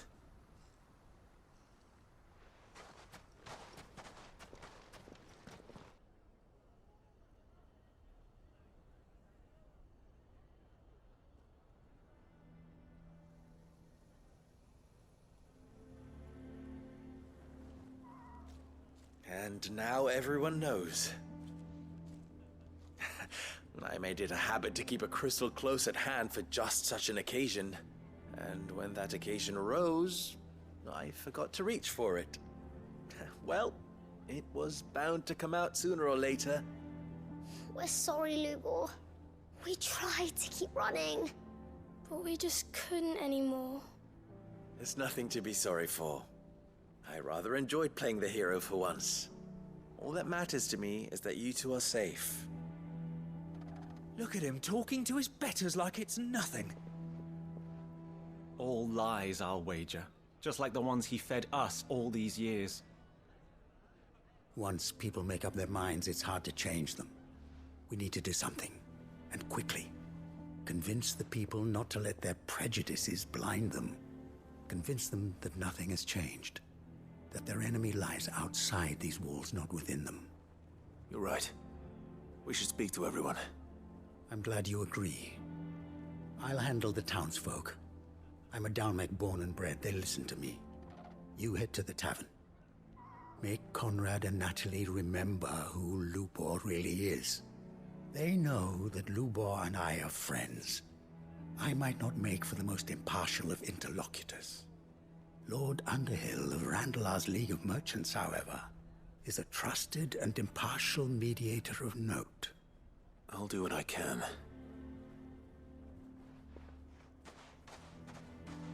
Lubor, stay here with the children. I can't promise anything, but we'll try.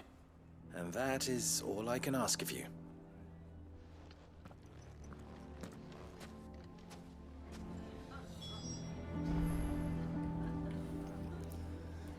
Okay.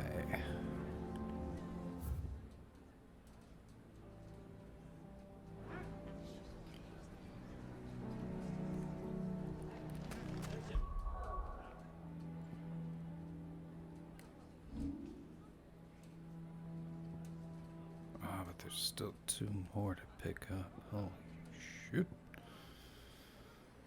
It's crazy. Why are you taking the bearer's side? Why do they always have to make such a fuss? He knew all along that he was playing us for fool. Forgive me for disturbing you, but could I have a moment of your time? I've seen your face before. As have I. Lord Underhill, wasn't it? Of the League of Merchants. That's right. I wanted to speak to you about Lubor. The rumors that he's a bearer. All true, I'm afraid. He'll never be mayor now. Not if I have anything to do with it. But what of his wares? Bearer or no, his steel is highly valued throughout the Republic. In this, at least, he's done the town a service. Might that not earn him a little leniency? Leniency? He pretended to be one of us when he was laughing behind our backs all the while. I'm sorry, my lord, but he lied to us. He lied to you. He cannot be trusted. So what do you propose? Will you drive him from his home? Close his forge? Perhaps. That is a question for the people of Dalimil. And they will thank you not to get involved.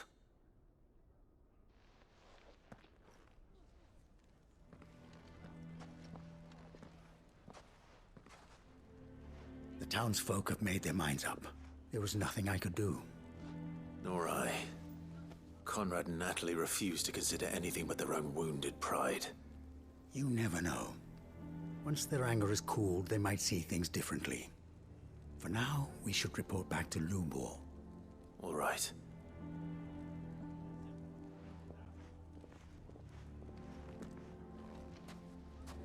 Why do they always have to make such a fuss outside? It's driving away our customers. Why the hell would Victor take the bearer's side? I assume the situation is hopeless? There's still hope.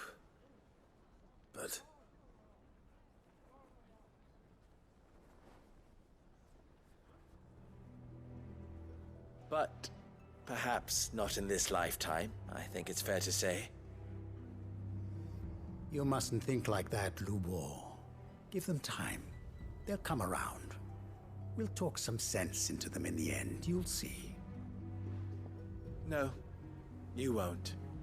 And your efforts would be better spent elsewhere. But Lubor... Rosina would often tell me that steel does not lie, that a blade is a reflection of the smith who forged it. To yourself be true, that was her point.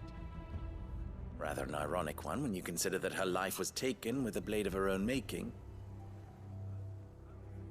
But I do not doubt that she was always true to herself and what she believed in, right to the end. And so must I be. I must do what I know to be right, no matter what others might think of me. And now, I know what that is. I must embrace my new role of villain so that the people of Dalamil have something to unite against. For only united can they hope to stand against the threat that awaits them. I'll need to make a suitably dramatic exit, of course. Don't go, Lubor. You're the only one who was ever kind to us. We'll be all alone. Again. Trust me, little ones. It is for the best that I go. Not only for the town, but for you, too. How could it possibly be for the best? These children need you. The least you can do is give the townspeople a chance to change their minds. They would not take it, Victor. It's over. Over, you say? And so just like that, you're going to throw this town and these children to the wolves? I thought you were better than this. But it seems you had me fooled as well. Victor. Forget it. Do what you will. You sure you're making the right choice, Lubor? Of those available to me, I believe it's the best one. Yes. But where are my manners? Here. Your reward for clearing out that bandit camp. Right then. I have packing to do. If there's anything I can do. Anything. I'll bear it in mind. Thank you.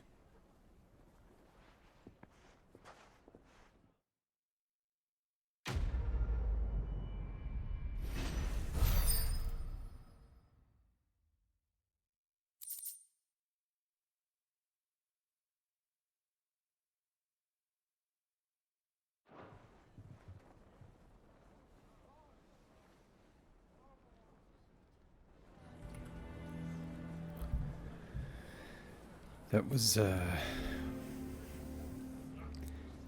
unexpected, but it made sense. But damn. Lubor's just gone now. I wonder if I'm gonna have to, like, fight him. I don't know.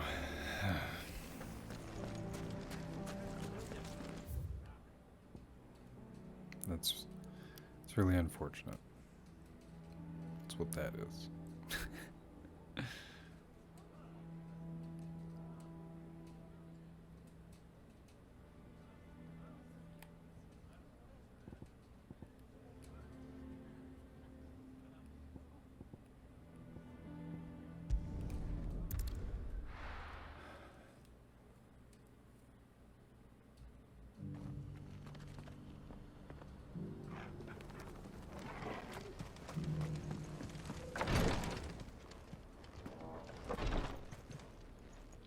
Lord Rosfield, is there aught the Undying might assist you with this day?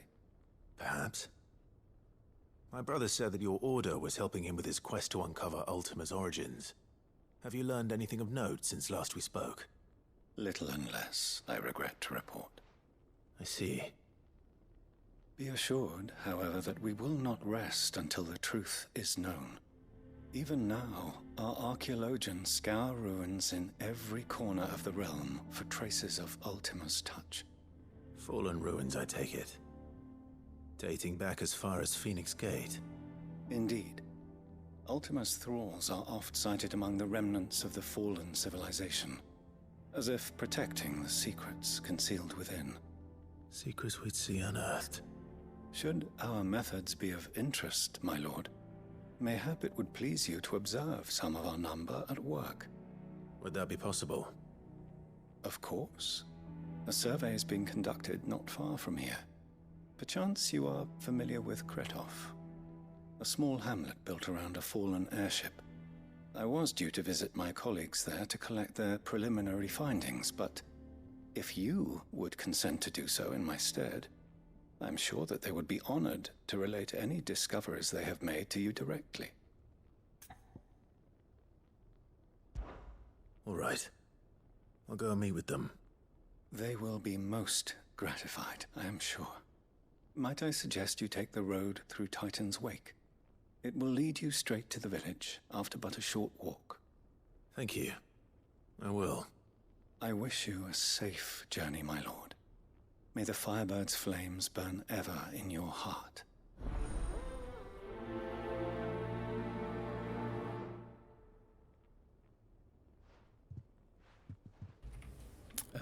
Ditto. Back at you, bud.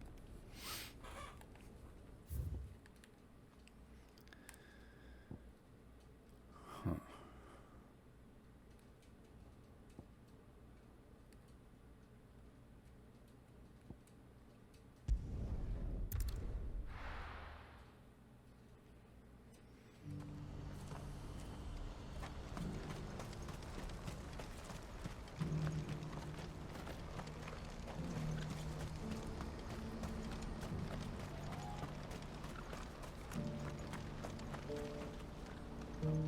Ah, Clive.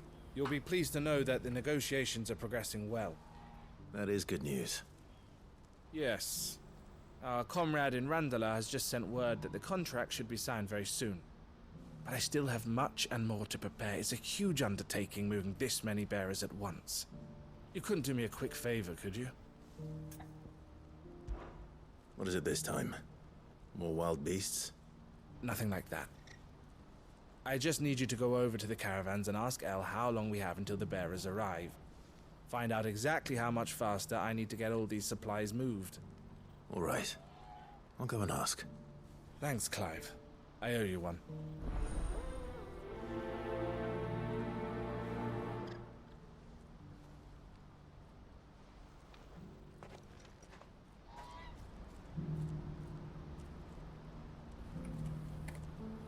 Okay.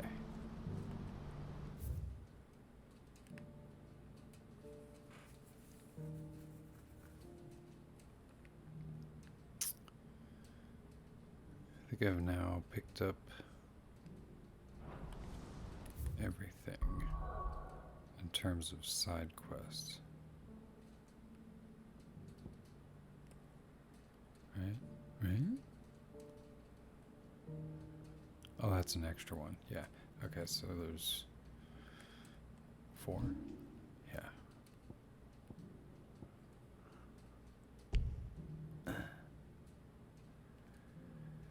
Okay.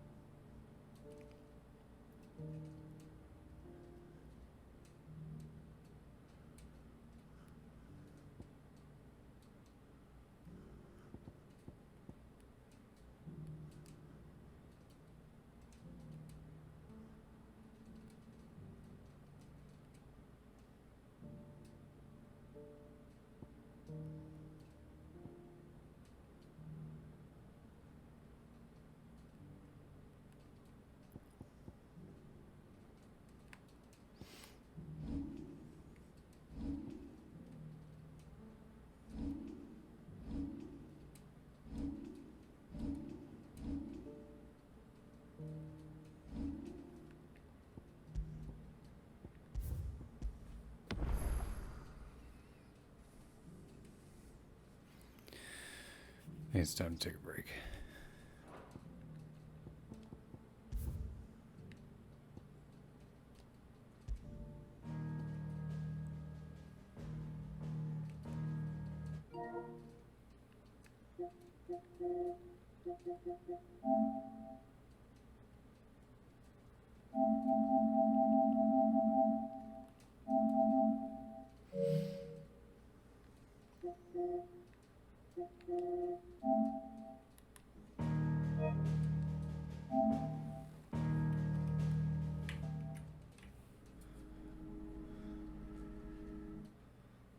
Here we go.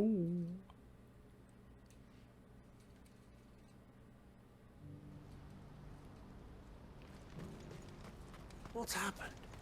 The guards at the gate were right, old Beric. They're saying the twin sides.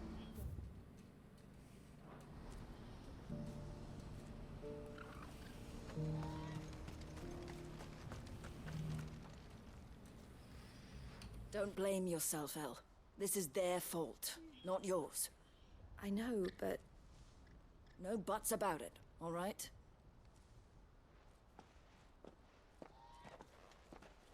Is something wrong?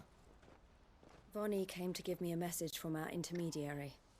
The talks with the Republican army have fallen through. They've reached an agreement with the Silver Peak Consortium instead. Though prices have fallen of late, we deliberately offered above the going rate to try and deter other bidders. But the Consortium offered double what we did, and the army jumped at the chance. And you had no opportunity to make a counteroffer? None at all. And we were so close. El? What's happened? I saw Vonnie leaving. She didn't look happy. And with good reason.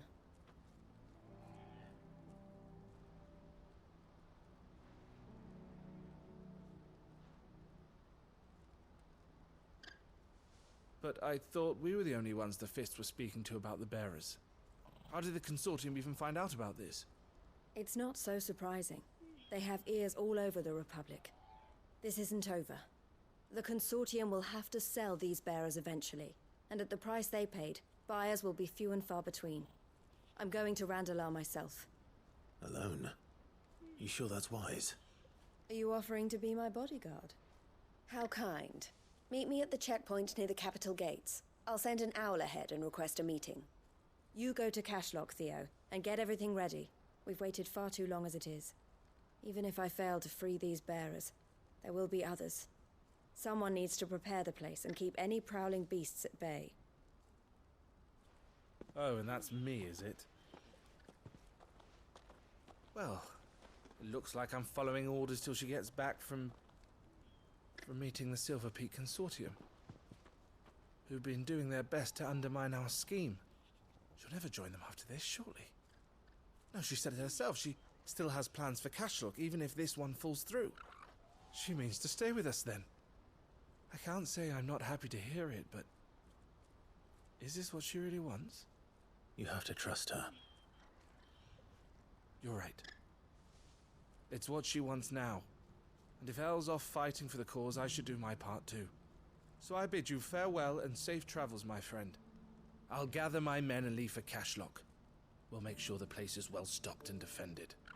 You go to Randalar and see if you can stop my sister biting the Consortium's heads off.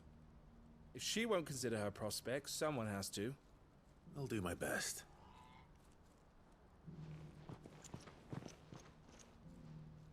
All right. To Randalar, then. And better not keep Eloise waiting. Damn.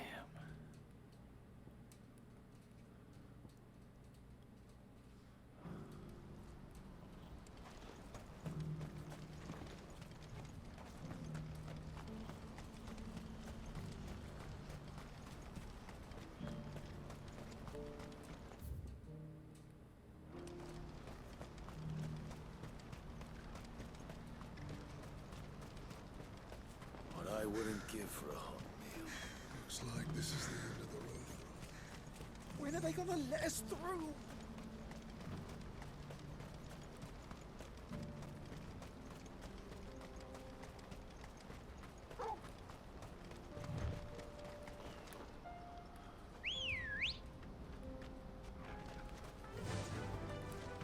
Faster!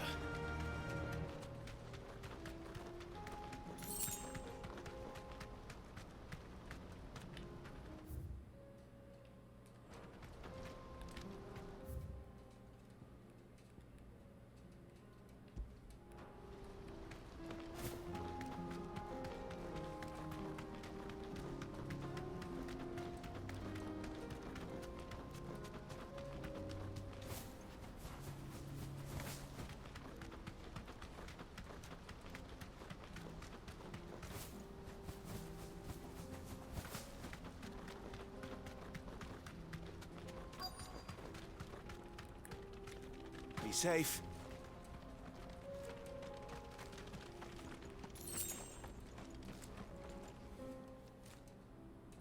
I hope I didn't keep you waiting. Did you arrange to speak with the Consortium? Here they are now. You wish to consult with me? I did. It's about the bearers you recently purchased from the Fist. We had all but finished making arrangements to buy them ourselves, and then you stepped into the fray. You misunderstand. The Consortium had an interest in purchasing them from the very first. It was only our regard for you that kept us from bidding.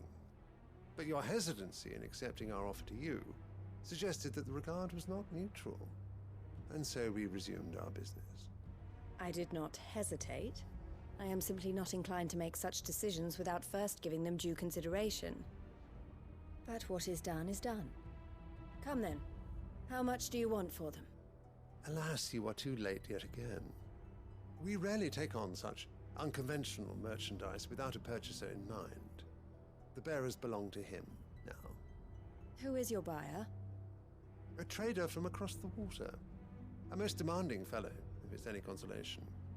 He insisted the bearers be fed, dressed, even given their own bunks for the voyage over. That's what you get when you deal with continental types. I wouldn't know. Oh yes, the culture on the continent is quite different to ours. They pay good money for bearers not fit for the knacker's yard, and treat them like kings. But as long as they pay... That does sound unusual. No matter then. If they've already left our shores, there's little that can be done. Allow me to withdraw my interest. And with it, my interest in joining your organization. My associates will be sorry to hear that.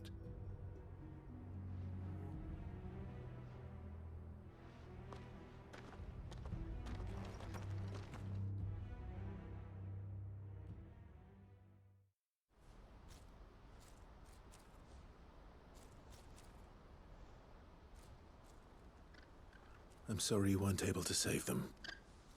As am I. But I only have myself to blame. He was right, you see.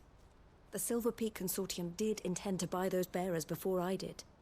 Their representative hinted at a possible purchase when he came to recruit me. I feigned interest in joining them in the hope he might be encouraged to tell me more. And he did just that. As soon as he left, I sent my own offer to Randalar. So you never... No. I entertained the Consortium's proposal solely so I could learn more about those bearers. But I was a fool to think they wouldn't find out. I knew exactly who I was dealing with. You tried. I did.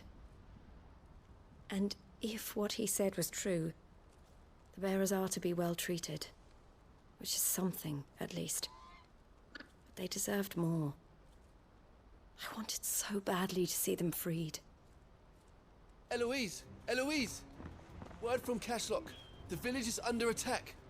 A pack of beasts have come down from the mountains, and there's a dragon at its head. Theo and the others are trying to hold them off as best they can, but the odds are against them. They need help, and fast. Theo! I'll go on ahead. Thank you, Clive. I'll gather some men and join you there. Just... make sure he's safe.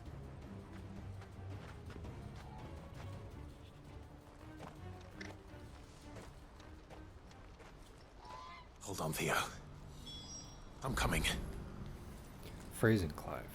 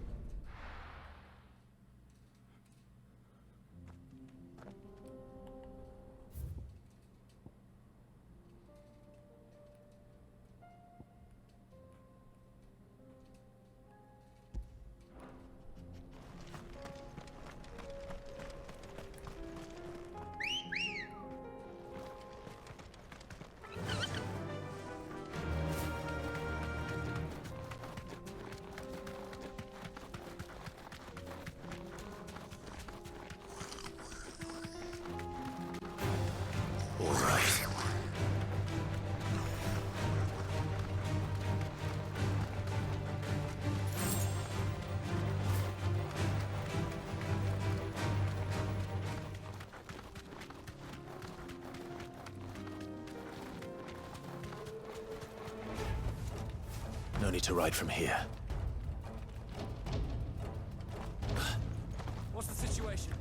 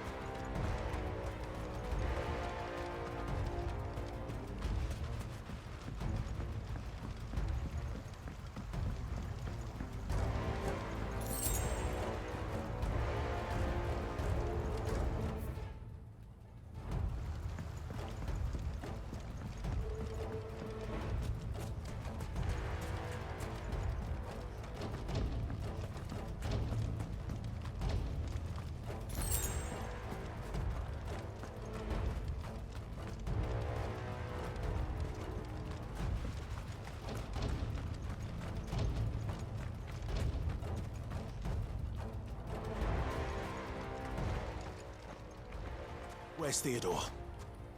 Upriver! He led the dragon that way to keep it from the village, but the whole area's flooded with ether. We just have to pray he makes it out in one piece. I can do better than that.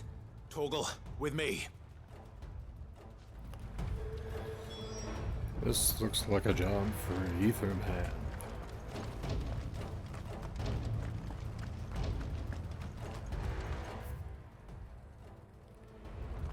Here we go.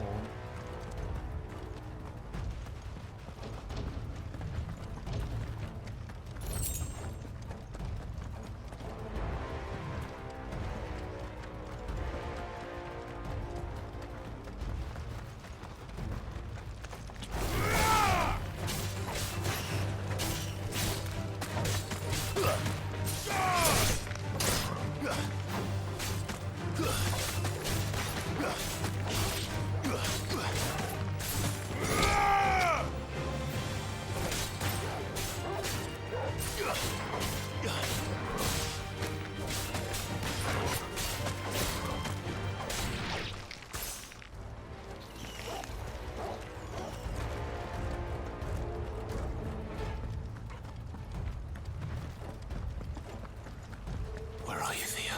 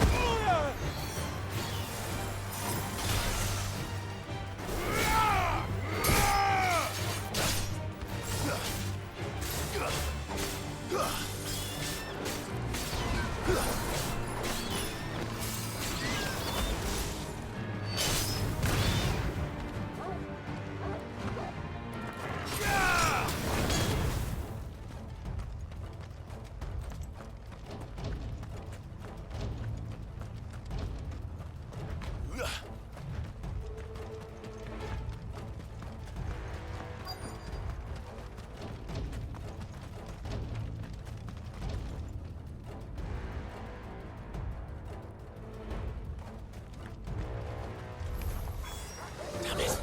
The ether's too thick. These creatures have already turned.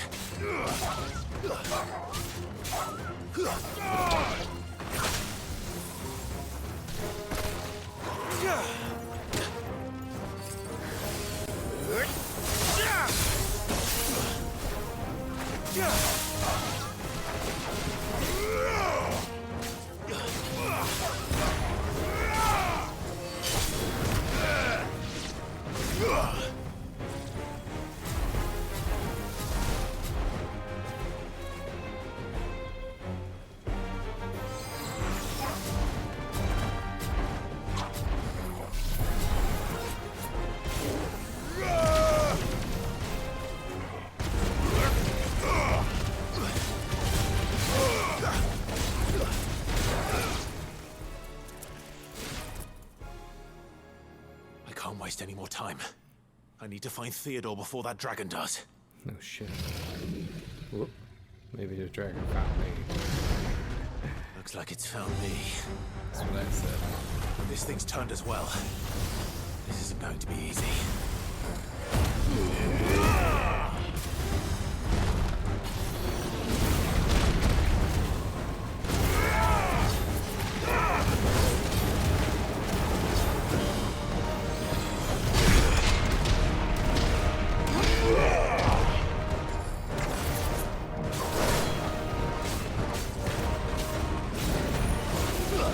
Nice try.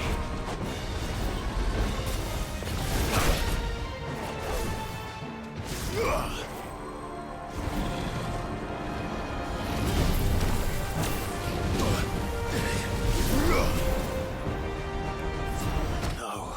Shit.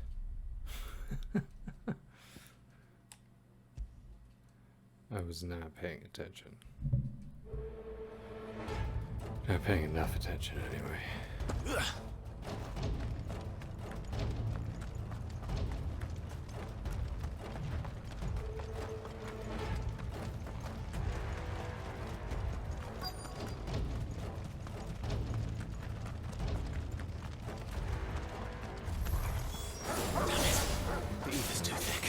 These creatures have already turned.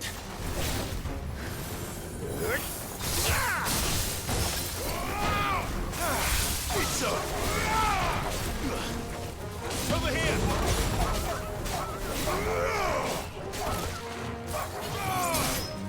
Soil and stone!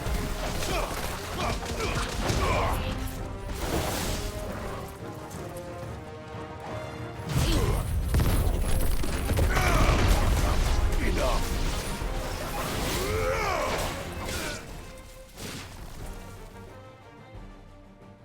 I can't waste any more time. I need to find Theodore before that dragon does.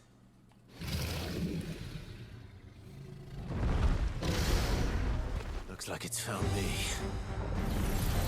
This thing's turned as well. This isn't going to be easy.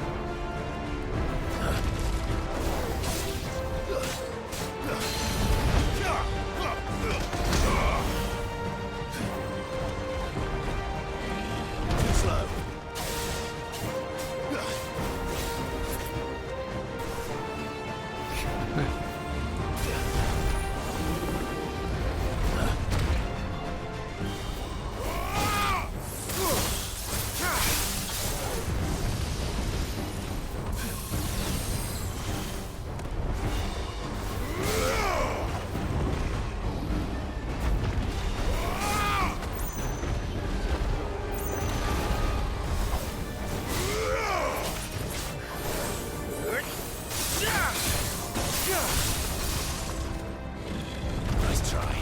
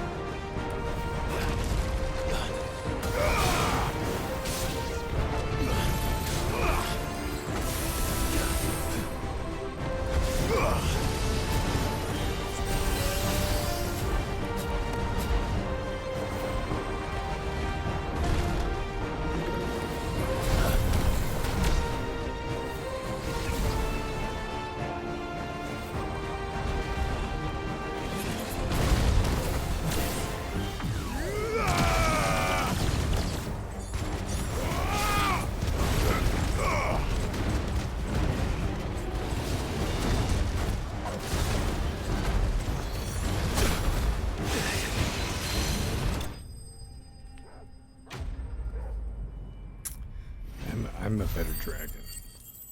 Fuck you.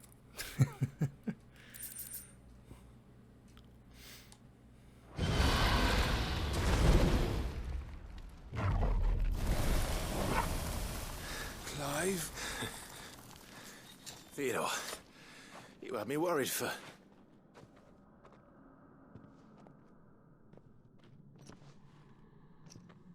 We have to get you out of here. Oh no.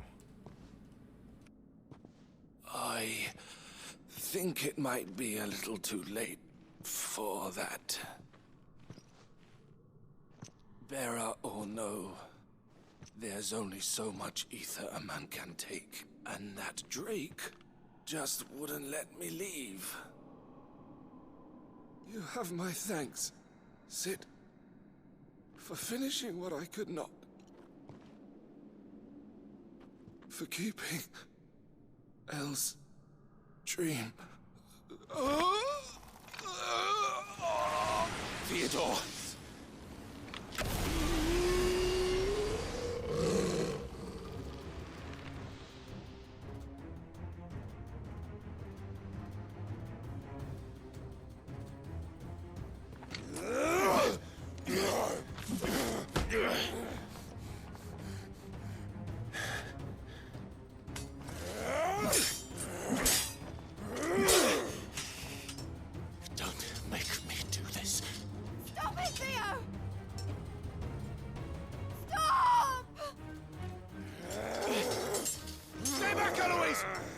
And so will you!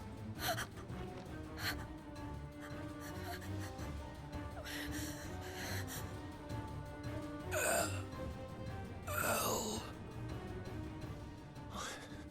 Theodore.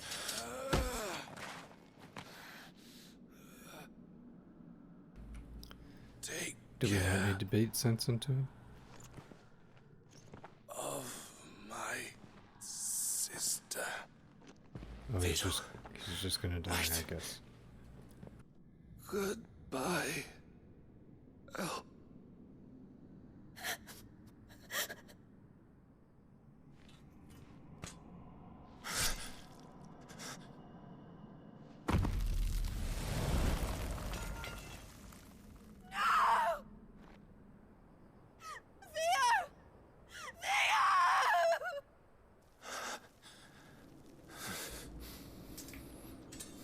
That sucks.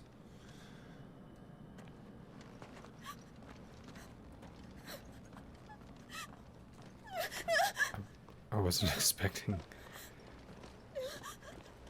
I wasn't expecting such dark sadness at the end of this questline.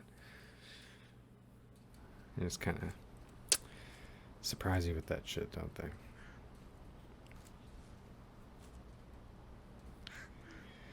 Damn.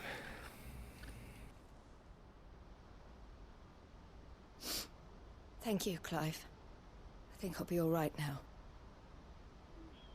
That was true bravery he showed. Leading the dragon away from the village like that. His first instinct was always to protect people. To put others' well-being before his own. And now he's gone. Because I sent him to that place, against his will. It wasn't against his will. He was ready to do whatever it took to show you he could stand on his own. So that you would finally be free to live your own life. To live my own life. He never could come to terms with the choice I made. What exactly happened? You once told me Theo was the first bearer you ever helped.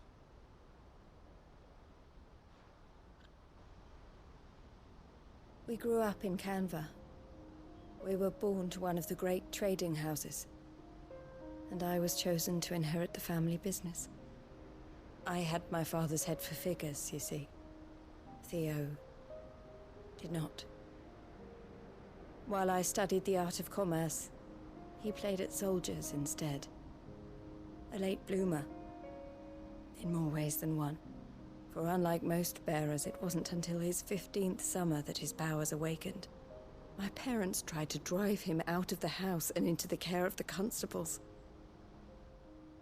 But before they could, I took him into mine. Theo told me something else. He clearly admired your devotion to the cause of freeing others like him from slavery. But he said you deserved a better life than this. He wanted to free you from what he called your bonds, just as you freed him from his. I would be lying if I said I had not wondered from time to time how much easier my life might have been if I had allowed Theo to be taken and devoted myself to the family business instead.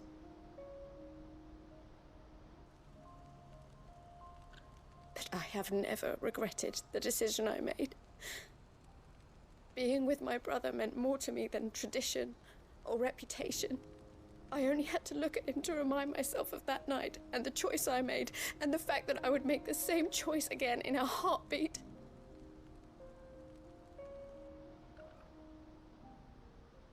He was never a burden. How could he even think that? If anything, I was the one who weighed him down. You weren't, Eloise. He said it himself, that he had always been grateful to you for saving him, and that he wanted to repay you by letting you live the life you were denied. Neither you nor Theo weighed each other down. You loved one another. You did whatever was necessary to continue living your lives together, and you always would have.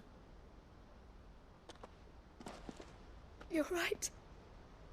All I ever wanted, all I ever did, it was so we could be together. Oh, Theo, why did you have to...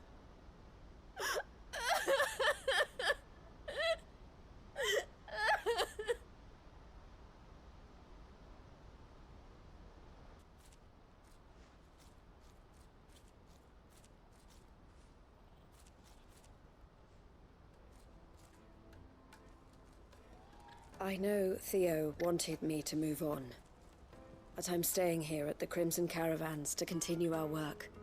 We can make a difference here. We can help people, save them.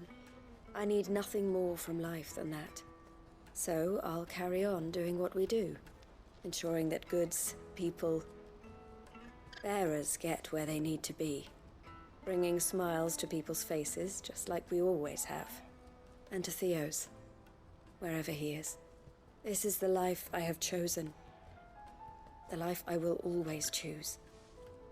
I've made a choice of my own, to continue helping you however I can, whenever you need it. Thank you, Clive. Let's go on together then. For Theodore.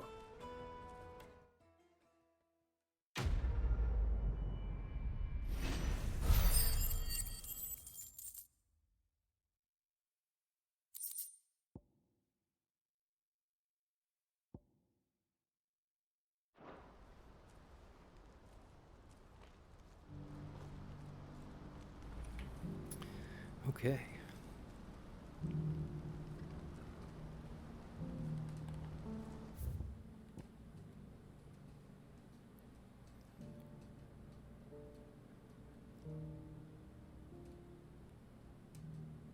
Let's do this because it'll be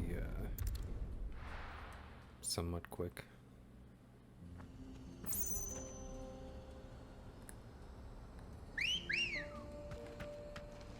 Come on.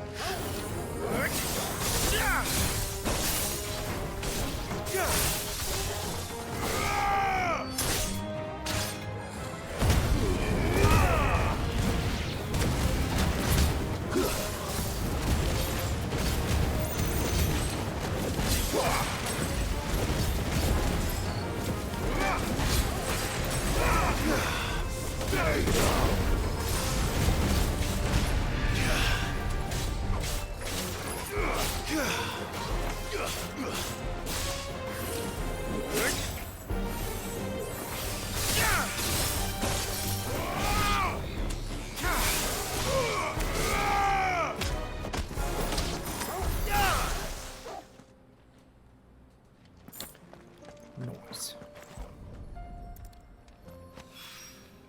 That's all of them. Owain can uncross his toes now. Uncross his toes, okay.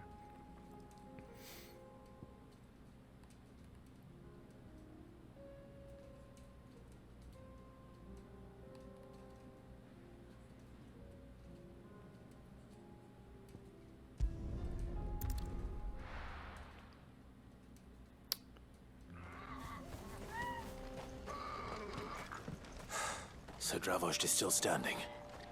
For now, at least. If you can swing a hammer. You can dodge a wrench, you can dodge a ball.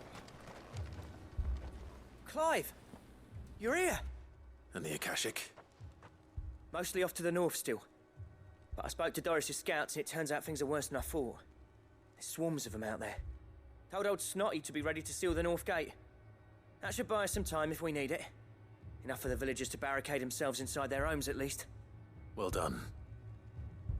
Welcome back, Sid. I'd never have guessed, you know. Not if August hadn't let slip. Who'd have thought that the savior of Dravost would turn out to be the realm's most infamous outlaw? Keen to help us out again? I am. Thought you could sneak off without me, did you? Blackthorn. Oh, what are you doing here? One of the scouts couldn't keep his voice down. Unlike my best mate who didn't think I deserved to know. Zoldan, how long's it been? Long enough for us two to turn into a pair of old codgers, I see. That your idea of an apology? Prick. Don't listen to him. You only did what you thought was best. For the village and that. I did, yeah. But that ain't the whole of it. Vulcan, our master, didn't leave the chiefdom to the two of us. He left it to me. The best blacksmith in Dravost, barring himself, of course. Bloody stupid tradition, in my opinion. If someone's got talent, you should let them practice their craft, not ask them to settle petty feuds and barter for grain. Our master wasted half his life that way. I wasn't about to let that happen to me. So you wasted half of mine instead? You're what Dravost needed. Under me and my precious ideals, this place wouldn't have lasted a year. So I left to devote myself to the work and spare you lot the consequences. I may be a selfish prick, but I only did what I felt I had to. What you had to do was your duty! Even if it meant we all starved? Enough. This is no time for bickering. You can finish beating each other up once Dravost is safe. Fine. I've said my piece anyway. Yeah. So have I. Sorry, Clive. I shouldn't have stuck my nose in. We're short enough on time as it is. Still, give us a mo, would you? I need to get my head straight before any of them Akashic try to bite it off.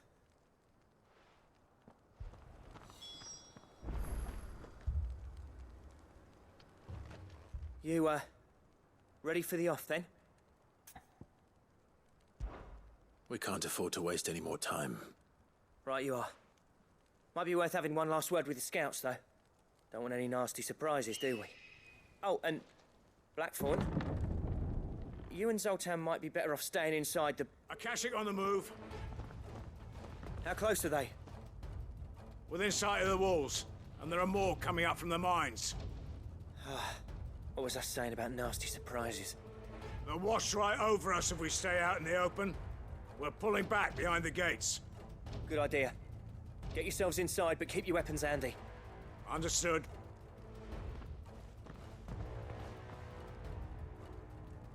I'm prepared to fight if I have to. Well, let's hope you don't. That's our job. Once the scouts are inside, order your men to barricade the gates. No heroic last stands, you hear me? No fighting at all if you can help it. August's right. I've seen what Akashic beasts can do to armor. The people here are tough and willing, but they ain't equipped to face what's coming. I'm going out there. Start work on the gate as soon as I've left. I'll give you as much time as I can. And if they kill you? You evacuate. But it won't come to that. I promise. You'd better be right. Take good care of Dravoj till I get back. Leave it to me. And give those things what for, yeah?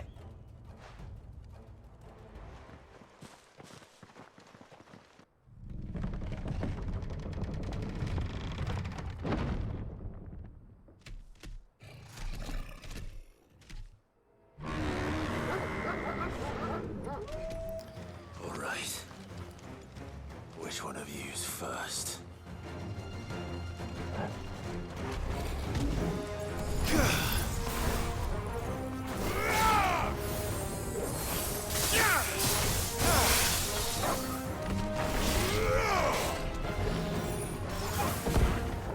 Let there be light! Nice try.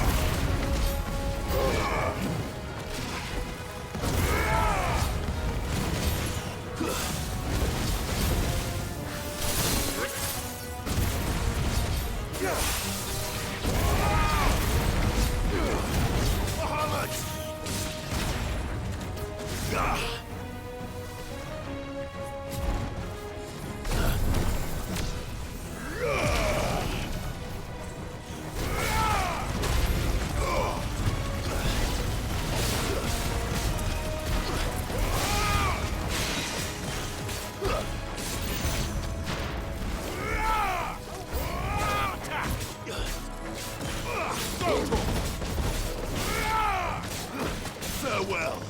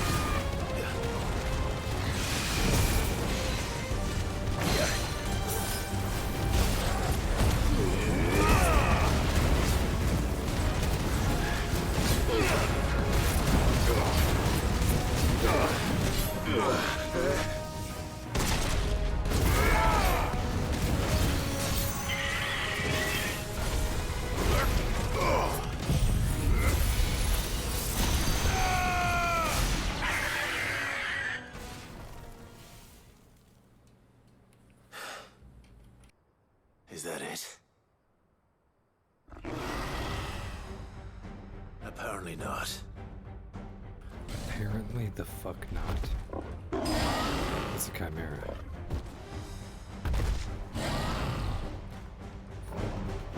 They're not getting past me.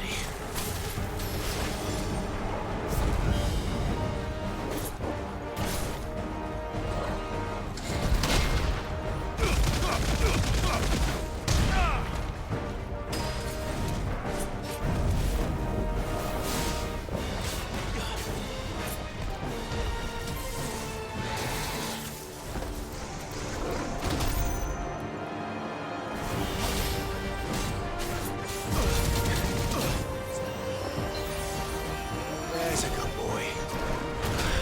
Fuck.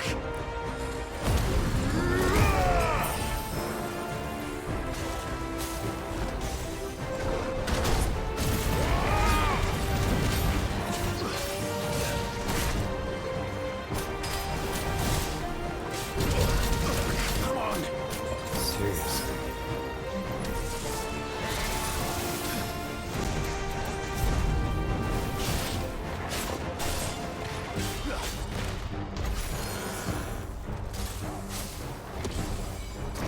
Too slow.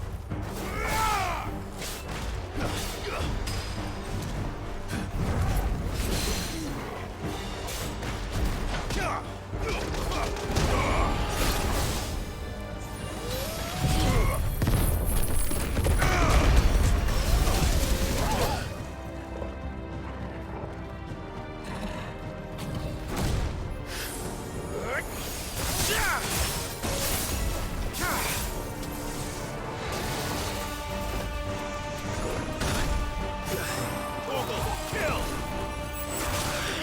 Fuck. That's already.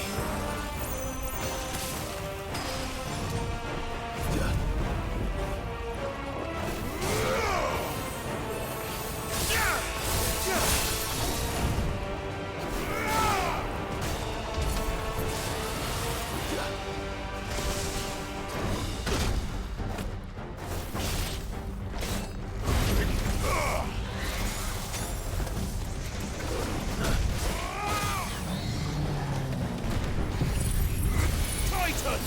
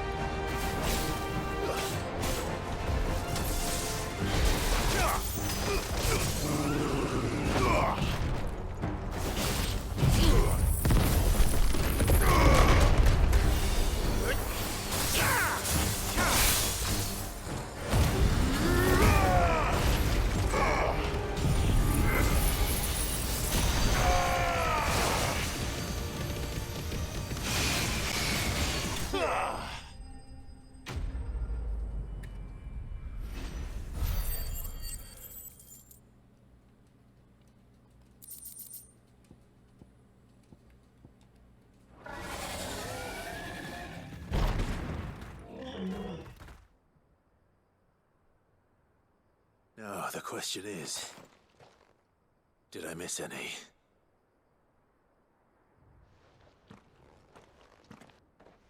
Man alive!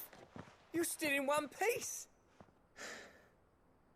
I slew as many as I could. As many as I could, he says. The old bleeding lot, more like it. Well, almost. Only almost.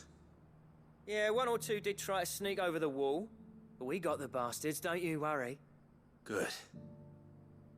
Though you do know, more will come in time. In time, yeah. But we can think about them later. Let's get you back inside.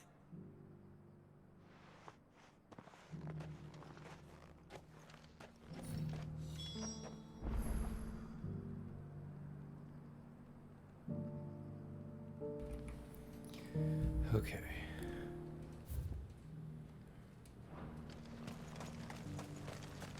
I didn't need to. It's just gonna be another cutscene. Sid! You're even more fearsome than your reputation. Enough to give those Akashic monsters nightmares. I almost felt sorry for the wretched things. But mostly, I felt grateful. Dravost won't forget what you did today. I'm afraid I've only delayed the inevitable. There's no getting rid of that ether flood. Meaning that any living thing which stumbles into those mines will end up clawing at your walls again. And that's if the flood don't spread. If it does, well, I hate to say it, but the village's days are numbered. That may be, but we're staying just the same. With ether floods springing up all over, it's no less safe than anywhere, and more importantly, it's our home. We'll fortify the gates to the north, and I'll see that they're guarded day and night. All right. Then we'll give you a hand shoring up those defenses. As for you, Blackthorn, that's twice you've turned up when Dravosh needed you. So, thanks. I shouldn't have stayed away so long. And I shouldn't have left without talking it over with you first. Too bloody right you shouldn't. Though I doubt I'd have listened. I always envied you. How you made everything look so easy when, for me, it was anything but. You leaving gave me the perfect excuse to hate you. And from that day on, I never once stopped to wonder what it would have been like if you'd stayed. But what you said earlier, it was true. You'd have been the death of this place. Finally, something we can agree on. I hope you see the sense of it eventually.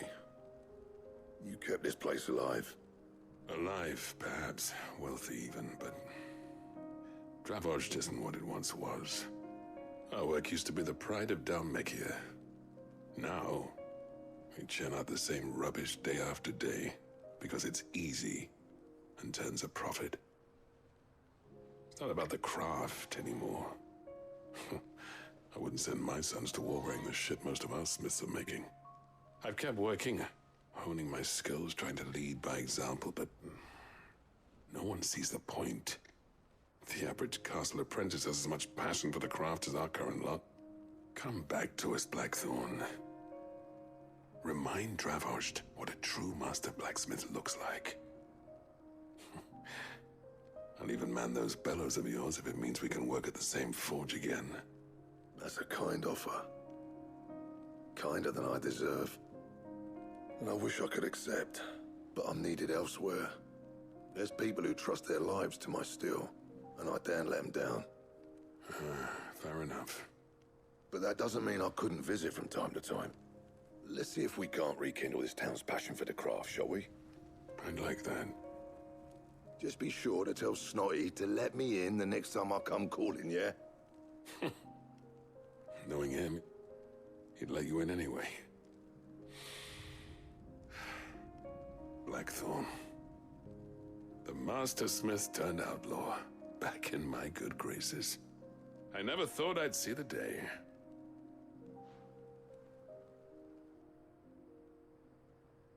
I'd say that went pretty well, wouldn't you? Even better than I'd hoped. Sid, I've got something for you.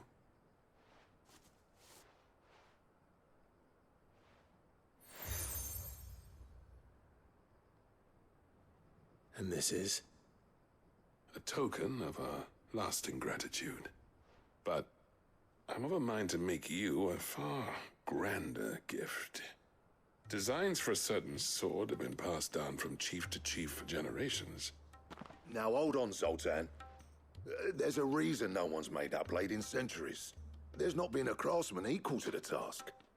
I'll admit your cinders make impressive steel, and I've learned to hone an edge Odin will be proud of. But the engravings on that thing are enough to make a jeweler cry.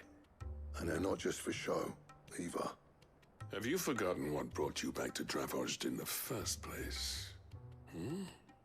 A certain ring? I knew I'd never surpass you with a hammer and tongs. So I turned my hand to a different kind of metalwork. Between the two of us, I'd say we're the equal of any master craftsman ever to have graced a forge.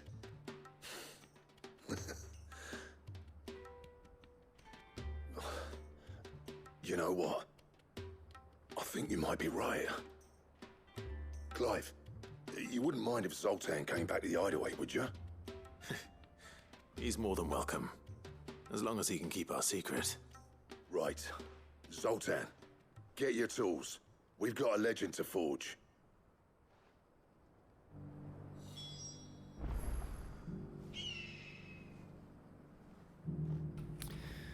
I wonder what blade that is, because we've already gotten the Excalibur. So exciting.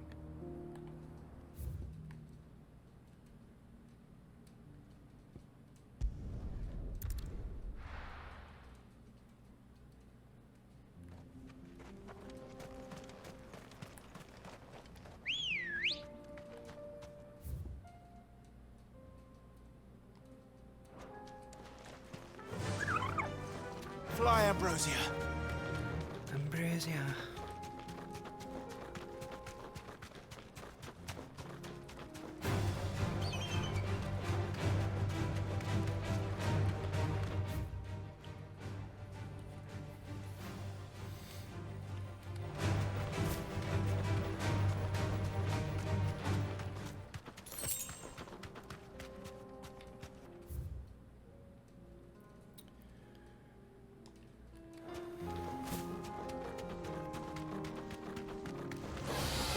Mistakes.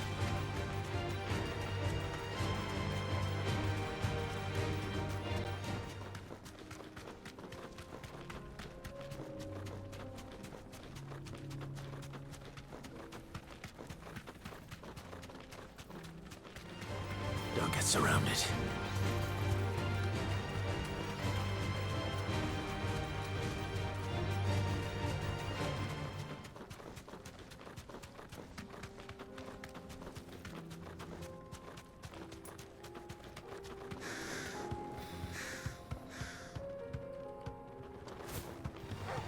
All right.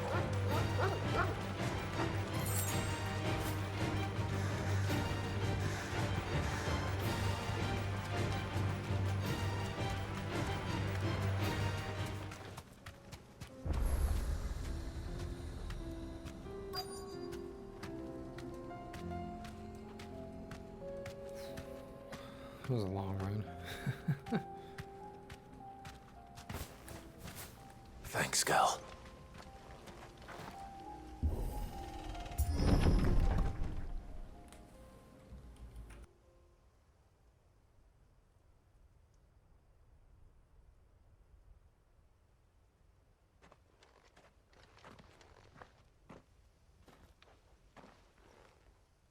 Oh no.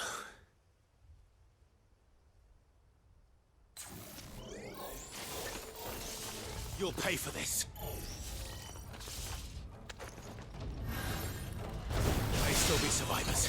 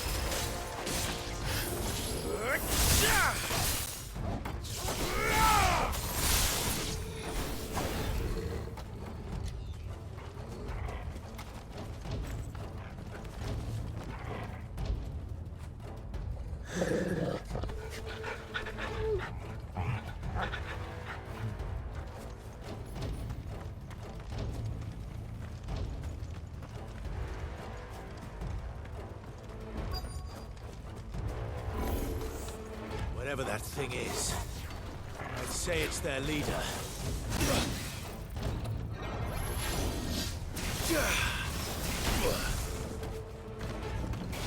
I'm hurt, Torgal.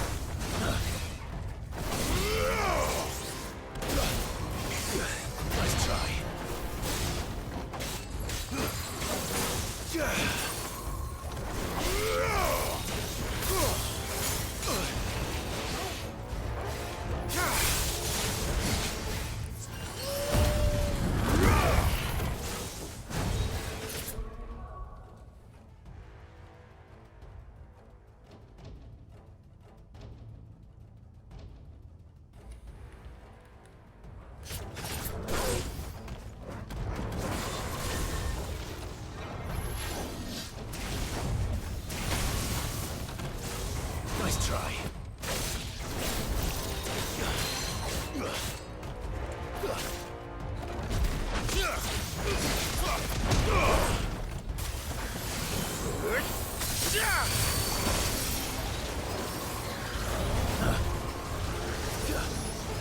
Too slow.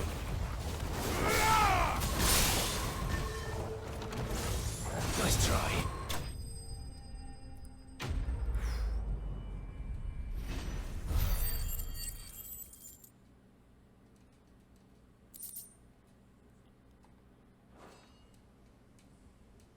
Should have stayed in the past.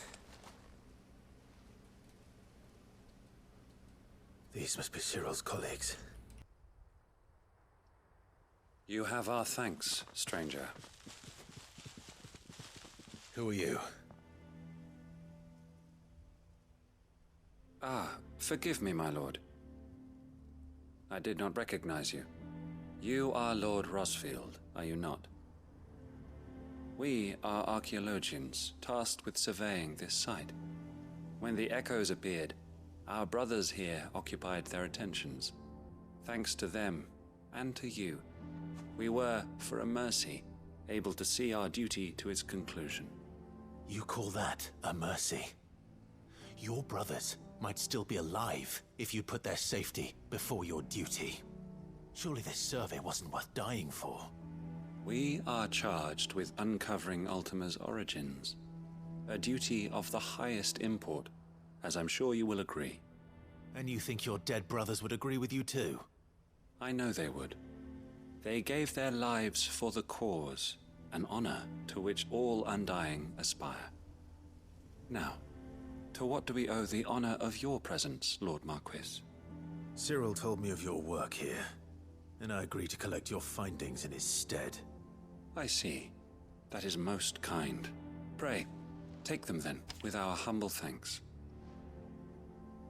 May the Firebird's flame burn ever in your heart, as it does in ours.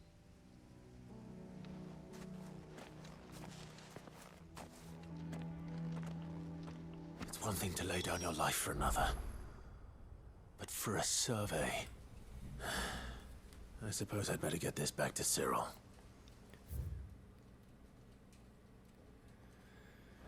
Okay. I gotta go eat real quick. So I'm gonna save. And I'll be back after dinner. Quick sign off, but I gotta go.